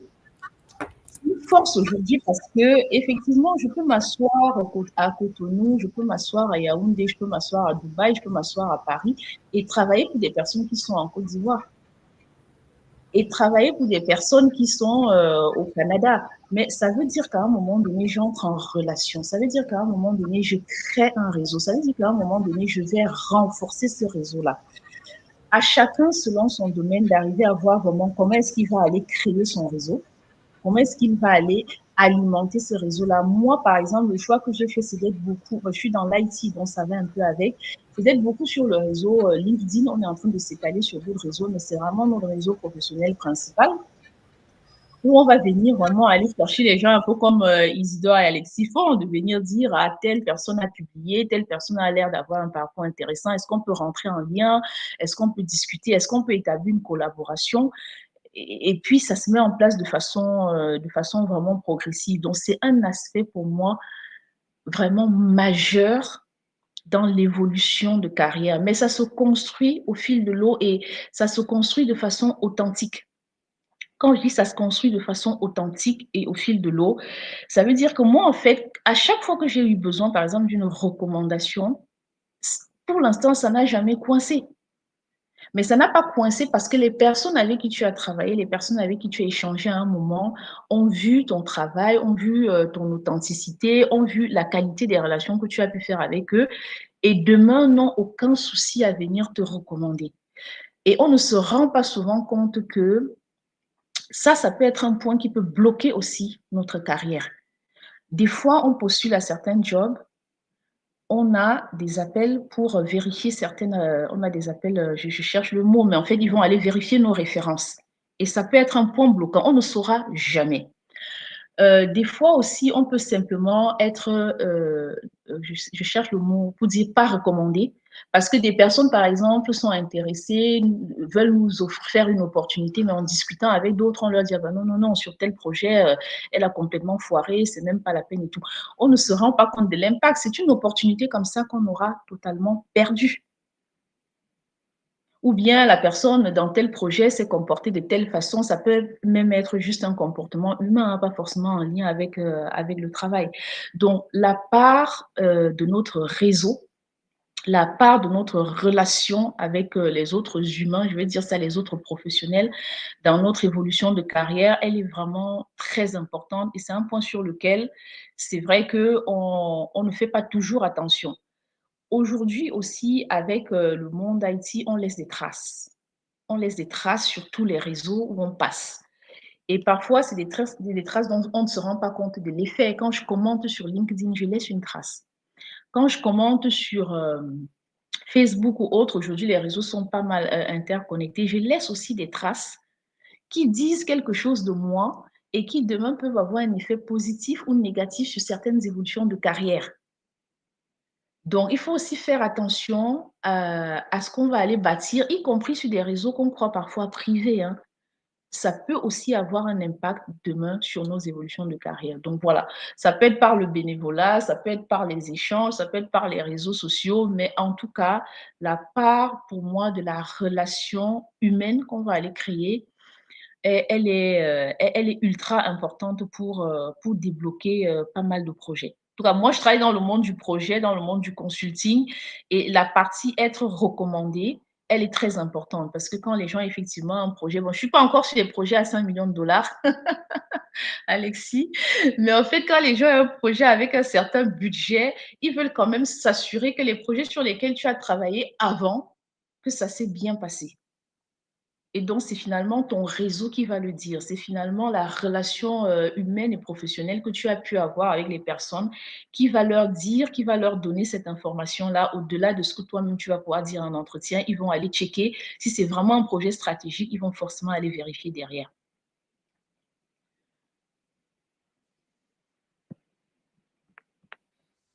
Merci d'avoir partagé, Amélie. Je me souviens que Derek a dit, quand on l'appelait pour le projet avec Orange, le gars ne lui a même pas demandé où est ton CV. Exact. Like, Sa réputation l'a précédé. Exactly. So I want to tell to the online community watching us that your reputation is very important. And I love what Amelie said when she spoke about the volunteering and so on.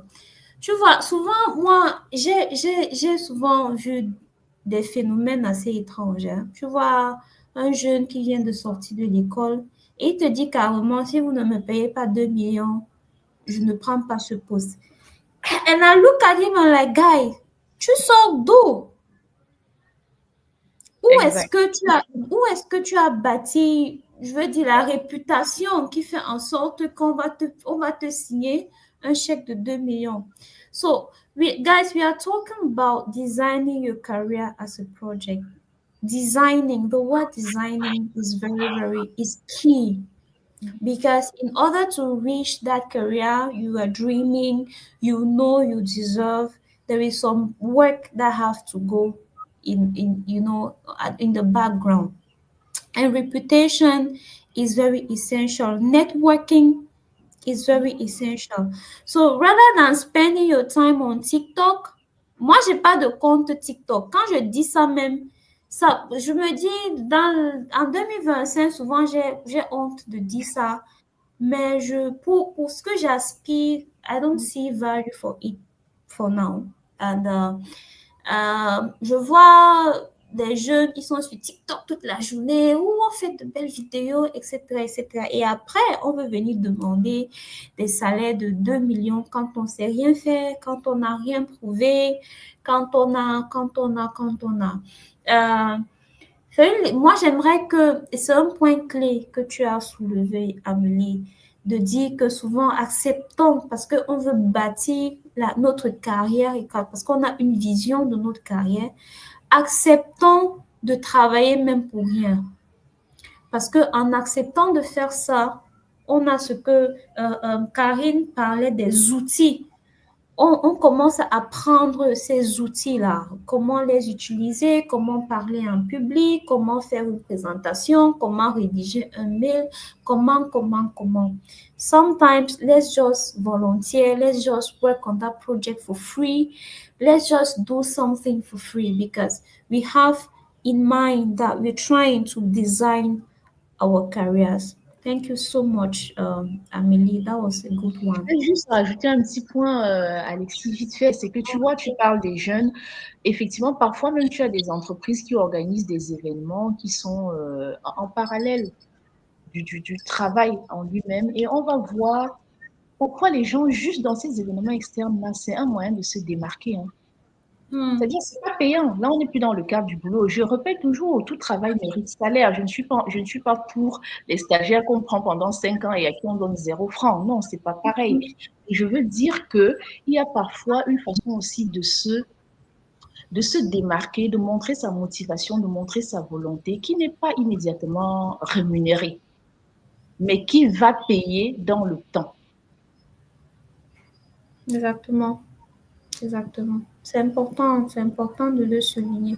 So Derek and Karine, I want to close these sessions with you. We have spoken about a lot of things when we are in I want to say in the journey, yeah, because it's a journey. In the journey of designing our careers, we've spoken about passion, which is the first thing I heard about. We've spoken about courage, curiosity is also key. And Karen has talked about tools, which is very, very, very important because in whichever domain career you are, there are some tools that are just indispensable. Sometimes the tool you need is just to learn how to do a good presentation. Sometimes you just need to know how to negotiate or know how to convince somebody. But Amelie has spoken about the value of your network. I mean, the strength. There is a saying that your network is your net worth. I'm not sure how true that is, but that's what people say. But also about the value and the strength of the reputation you are building over time as a professional. So, Derek, starting with you, I know there are some people who look at you, admire you, and you say, "Oh, I want to be like Tata Derek. How I wish I could just quit this my job and follow my passion." But what practically, because I know this is a journey you've undergone for more than 10 years now.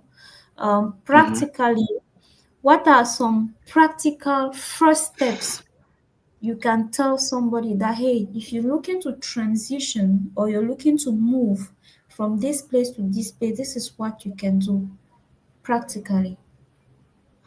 Okay. Well, thank you very much. I want to share one of the best pictures I've ever, the best picture in my gallery so far. I guess you all can see. Actually, it's loading. I'm going to pick it from there. This particular picture, they said there's a problem with the file. Okay, I think I will just give me another second. Okay, okay, let me do that. Share screen. I hope you don't see my things. All right, I guess you see this picture. Not yet. Oh, really? Yeah, it's Not yet? loading. It's loading now. Yeah, we've seen it. We are seeing it now. All right. Okay, so if you see on the right of your screen, there's I'm standing right there with a red jacket, red and black jacket, like the Mm, right. I mean, it's very easy to identify me, you know. mm, Okay, this is one of the biggest events I've ever attended. So when I'm talking about biggest, it's not on the number of people, but it's on the caliber of the people in the hall. So among these people, we have Interpol, we have secret services of different countries, we have the American police, you have the FBI and all of that. And Derek was taken from Cameroon. Derek, I'm talking about myself. Was taken from Cameroon to talk at this event, to talk about cybersecurity to experts, to people who live it, they breathe it, and they do everything. So when I started talking about this, I mean, it was j'ai cartonné comme d'habitude. Of course, they were so impressed with my demos and everything I did. But the problem here is I'm coming to your question where people ask me like, practically, how do I build, how do I become, or how do I do the kind of things you're doing? Yes, there is the grind. There is the process. Tu dois charbonner, oui. Mais là maintenant, practically, in my career, we have more cyber criminals than cybersecurity experts. And cybersecurity is the only field that if you are skilled, you never lack a job. You at some point you have to choose who you want to work for or who you don't want to work for. I bet you can't give me 5 people that do cybersecurity that you know in person. It's something that's very scarce. It's hard to find people doing cybersecurity. But now, how do you step aside? So what I do to practically work on myself and to become so exceptional in what I'm doing, I read every day. Everything that has to do with cybersecurity. For the past 8 years, I don't sleep before midnight. There are some days I sleep the next day. I mean, like most of the time I sleep the next day. You keep studying, like I'll keep saying, keep studying, try understanding how these guys out there do it. Get yourself a mentor that does what you're doing, that does what you want to do. Get yourself a good mentor that's going to follow you up with everything you're doing. I have a mentor and he's always behind me. Did you do what you had to do? So when you get yourself a mentor, it helps you with the orientation. orientation is very, very important. If not, you find yourself turning around, doing the wrong things. So, and at the end of the day, be intentional. Be intentional about what you're doing. Be intentional about the cybersecurity thing. That's why everywhere you find me, you always tag the word cybersecurity on me, because I keep talking about it and I keep talking about it. So you keep learning, you get yourself a good mentor, and help develop yourself and be your own source of inspiration first, because I may not encourage you the way you have to be encouraged. So once you can encourage yourself, whenever I encourage you, the next thing that comes is just like the icing on the cake. It pushes you more. So you encourage yourself, I push you like a mentor, then we hack the planet, like I always say. Thanks, Derek. Thank you so much. Yeah. There are many things you said that are very interesting, but the role of mentorship, I think mentorship is underlooked in Cameroon. I don't know about the rest of the world, but in Cameroon, people do not understand that it's important to have somebody who at least just tells you that, hey, I've been here before. If you put your leg here, you are going to fall, you know. And to the online community looking at us or listening to us, it's important that we know, and Karen spoke about it at length. Amelie too spoke about it. Your network. I mean, when we say mentorship, it might sound a fancy word, you know, but what I think is just about your entourage. Who are the people? You know, if you want to be a cybersecurity expert, first thing is that I connect with Direct on LinkedIn. Second thing is that I follow Direct. Third thing is that every event Direct is speaking at or participating or Direct is posting, I'm following the event. Sometimes we feel like it's magic, but it is the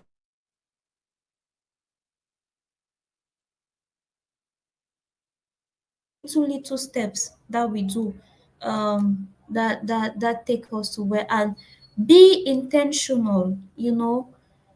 It's going to be hard, but I've always said that a jack of all can never be a master of any.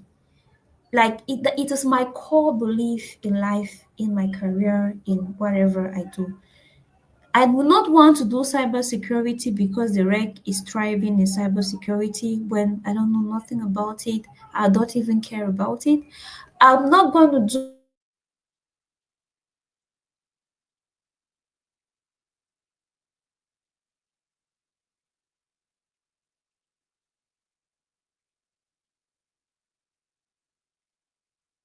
I don't know. I think we lost her again. Yeah, it's network. Yeah. All right. I don't know if Isidore. I think Isidore is still there. Okay.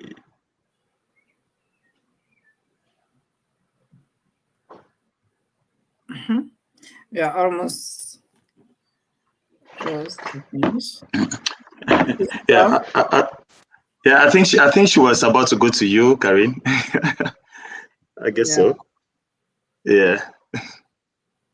Ben, c'est qu'on dit très important sur le volontariat, parce que les gens négligent, surtout les francophones ne comprennent pas l'utilité du volontariat. Et c'est vraiment important pour les francophones de le savoir. J'étais très contente que tu puisses relever cet aspect-là, Amélie.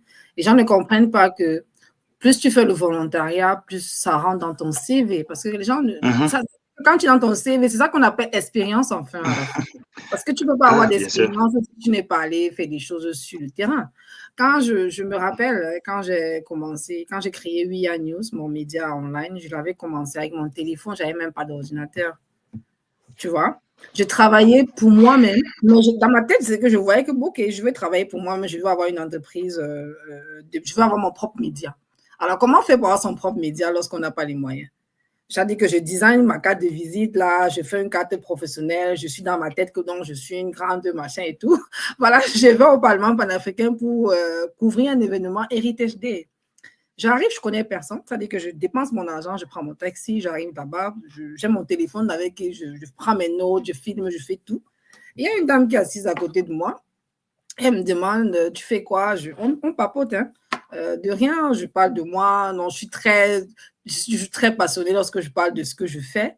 Et elle m'a vue avec tout l'enthousiasme, mais elle ne m'a pas dit qui elle était, mais on papotait. Après, elle est partie, elle me dit, elle revient. Quand elle est partie, il y a un monsieur qui vient là, c'était qui le photographe du Parlement panafricain. Il me dit, la dame qui était assise à côté de vous m'a demandé de me mettre à votre service. J'ai dit, pardon.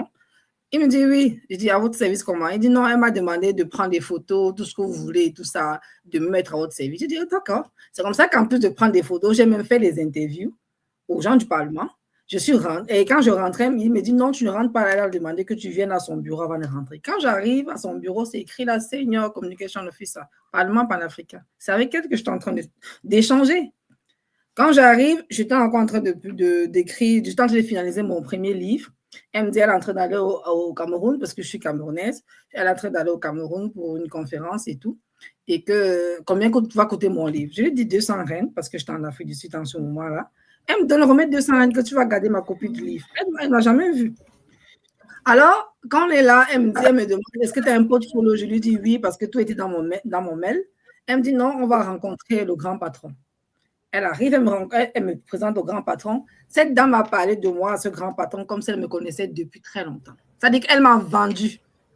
Et c'est comme ça que le monsieur me demande est-ce que tu as un portfolio? Je dis oui, mais il renvoie à tel email. Tout de suite là devant lui, je le fais. Et j'ai décroché le contrat pour couvrir la plus grosse session plénière qui durait 20 jours au Parlement panafricain. C'est comme ça que We News officiellement, et pourtant je suis partie de mon téléphone où j'écrivais des articles, la volonté et la passion de le faire, je suis allée le faire. Et quand c'est censé pas t'arrêter là, quand j'ai fait mon livre pendant l'événement au Parlement panafricain, j'arrive pour We News, mais il me transforme en journaliste pour le Parlement panafricain. Je me retrouve donc au premier loge à l'aéroport pour interviewer les présidents de la République, les ambassadeurs, que je n'avais même pas imaginé en tout cas. Ça, c'est la plus grosse réussite de ma carrière journalistique. Et c'est parti du volontariat, la volonté de vouloir faire et de changer la donne. Ça m'a amené là-bas. Et pendant la couverture médiatique, la journée internationale de la jeune fille qui était le 13 octobre, il y a des dames parlementaires qui discutaient justement de la condition de la femme. Alors là, j'ai laissé ma casquette de journaliste, j'ai pris ma casquette d'autrice et de Karine, de suivante de viol infantile, pour parler donc justement de l'histoire, parce qu'on parlait du protocole de Maputo, pour leur dire qu'il n'y a pas seulement les mariages précoces, il n'y a pas seulement les female genital mutilations, il y a aussi le viol infantile qui existe dans nos familles sous nos yeux. Et le plaidoyer a pris tout un autre effet, ça a changé la donne. Après ces sessions, je reçois donc un mail de l'Union africaine CFA qui me dit Madame, on a vu vos travaux, on pense que vous êtes un modèle pour l'Afrique. On vous invite en tant que Success Story and Challenge à la première session de Youth Capacity Building à Addis Ababa. Ça, c'était 2017. C'est comme ça que j'entre dans l'Union africaine. Mais j'ai dit que je ne connaissais personne à la base. Je suis partie avec mon téléphone, j'ai créé un truc dans ma chambre et je me suis retrouvée. Aujourd'hui, je suis ambassadrice French Speaking Countries avec l'Union africaine CFA depuis 2020. Et c'est comme ça que je fais mes recognitions. Français, anglais, là, ça me dérange souvent. J'ai eu des reconnaissances, voilà, avec le travail que je fais sur le terrain jusqu'à aujourd'hui. Mais à la base, c'était le volontariat. Et les francophones ne comprennent pas l'utilité du volontariat. Tout ce qu'on fait, c'est que non, quand je travaille, on va me payer. Oui, la paye, là, c'est pas tout de suite. Il faut penser à la paye au futur. Il faut voir plus loin que le bout de son nez, comme j'aime à le dire. Il faut bâtir votre carrière de demain, aujourd'hui, en faisant des petites choses. Allez participer à une conférence, allez voir comment ça se passe ailleurs. Ça ne demande pas de l'argent. Vous ne voyez pas, mais c'est un investissement futur et un très gros investissement que vous êtes en train de faire justement pour bâtir votre carrière de demain. Donc, franchement, j'étais très contente, Amélie, que tu puisses parler du volontariat et je racontais juste cette anecdote pour dire combien le volontariat m'a aidé. Et même ici en Irlande, ça m'a tellement aidé parce qu'il y a beaucoup de choses que j'ai faites ici en Irlande. Volontairement, hein, parce que on ne m'a pas payé. Mais au fur et à mesure que tu avances, les gens estiment que non, tu ne peux plus venir faire ça pour rire, on doit te payer. Ce sont eux-mêmes qui décident qu'on doit te payer. Pourtant, là-bas, je le faisais volontairement. Donc, c'est un peu ça. Je ne sais pas si Alexis est revenu pour qu'on puisse clôturer. Il nous reste 2 minutes.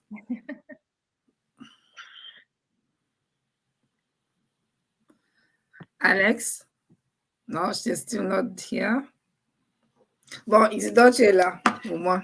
Yeah, yeah. Thank you very, very much. Yeah. Justement, on est à la fin. On va tout simplement vous inviter. So please, if you can take a moment.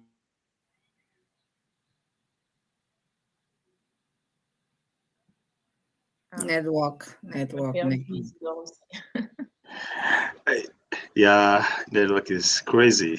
Yeah, j'ai eu ça au Cameroun, j'ai eu chaud, hein. Ouais, c'est pas facile.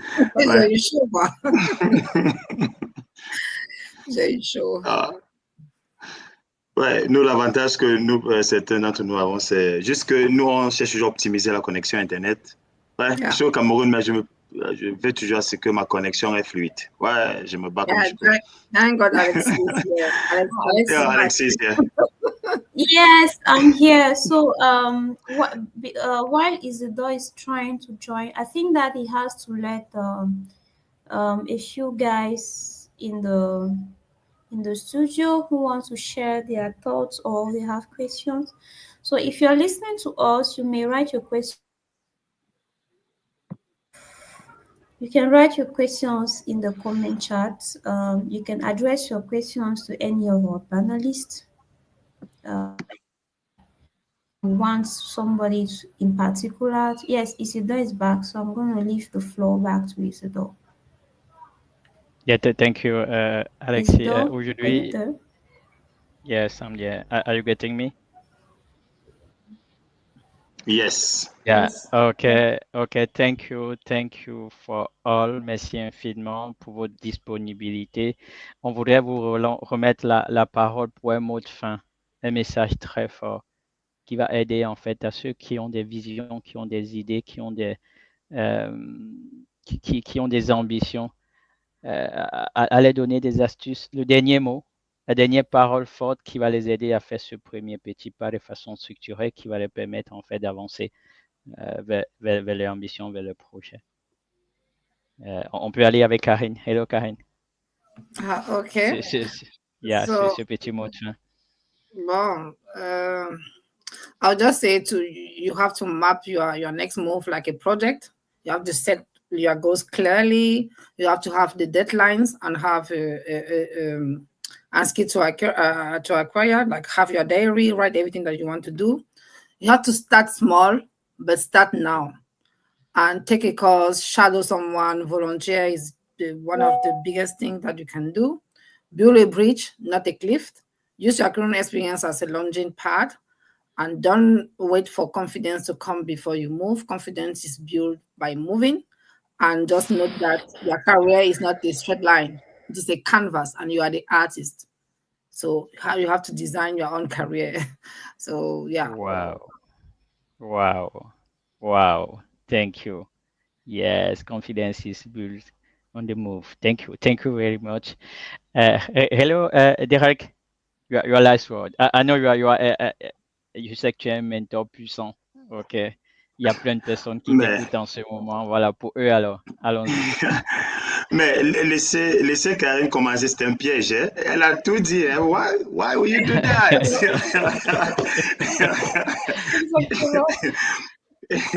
Man, all right. So if I want to say something, be daring. So audacious, like be daring. And always know that the only limit to your potential or the only limit to where you are going to or your destination is can only be yourself. Yeah, I think that's it for me. Thank you. Yeah. Thank you very much, Derek, for your availability too. Amélie, your last word. Ouf, alors, Derek et Karine ont tout dit, tout. Je vais juste ajouter peut-être la partie accepter de sortir de sa zone de confort. Accepter de sortir de sa zone de confort pour pouvoir progresser. On dit la seule chose qui ne change pas, c'est le changement. Je n'ai pas la bonne formulation, mais la seule chose qui ne va pas changer, c'est le changement. On va toujours être dans un environnement en pleine mutation, en plein changement. Donc, c'est à nous de décider de sortir de notre zone de confort et d'aller simplement charbonner, comme a dit Derek. Yeah. Can I Alors à quickly tous add ceux something? yeah. Yeah, I would just say be willing to start again, be willing to be a beginner. And remember that bold transitions are not just changing jobs, they are about realigning your life with all your purpose. So it's really important. So yeah, I just wanted to add that when Alex was asking me about to being afraid to start from fresh. So it's really important for you to know that you just realigning your life with your purpose. It's not like you just start from nowhere. No, it's really important. Can you hear me? No. Yes. Okay. Yeah. Sharp. Thank you, Karine. Merci infiniment. Karine a précisé, précisé en fait l'alignement qu'il doit avoir dans nos actions avec notre vision. Du coup, je me rappelle d'un aîné, Bertrand Humbock, qui est le DG de Dangote, qui partageait avec nous à TED ici à Yaoundé le week-end dernier. Son avis, en fait, c'est que dans chaque parcours, on devrait tout d'abord s'intéresser à la fin. What's the end? What's the why? Cette vision, en fait, qui est importante, qui va permettre d'attiser ce feu qui va nous pousser dans l'action. Et ce feu ne va pas suffire. We talk about tools, les outils de planification, voilà, de structure pour pouvoir structurer step by step pour y arriver, tout en restant aligné avec ce why. Vraiment, c'était une session énergique, hein, avec plein d'énergie partagée. Merci infiniment d'avoir accepté d'être là pour venir partager et picorer. On a été présent sur LinkedIn, sur Facebook et sur YouTube. Ça va rester en ligne. Donc, pour tous également ceux qui nous ont fait confiance et qui sont restés connectés jusqu'à ce moment, nous vous disons merci. Merci à notre audience, à toute la communauté Parlons Projet. Comme on le dit dans notre environnement, un projet mal géré, ce n'est pas seulement un retard, c'est peut-être une école qui n'ouvre pas les portes, un espoir qui s'éteint, une confiance qui s'effondre. Voilà, ce sont ces mots-là, en fait, qui portent le mouvement Parlons Projet pour vous inviter à avoir des outils et de la structure pour pouvoir transformer vos idées en réalité. D'ici là, portez-vous très bien. On se dit à la prochaine édition. Merci infiniment. Hello, Alexis. Tu étais magnifique, Alexis. Merci infiniment. Merci encore pour tout. OK. On est arrivé à la fin de cette édition. On se dit à très bientôt. Ciao. Okay. Ciao. Yeah. Thank you, guys. Bye. Bye. Thank you. It was a pleasure. Thanks so much. All right. Mm.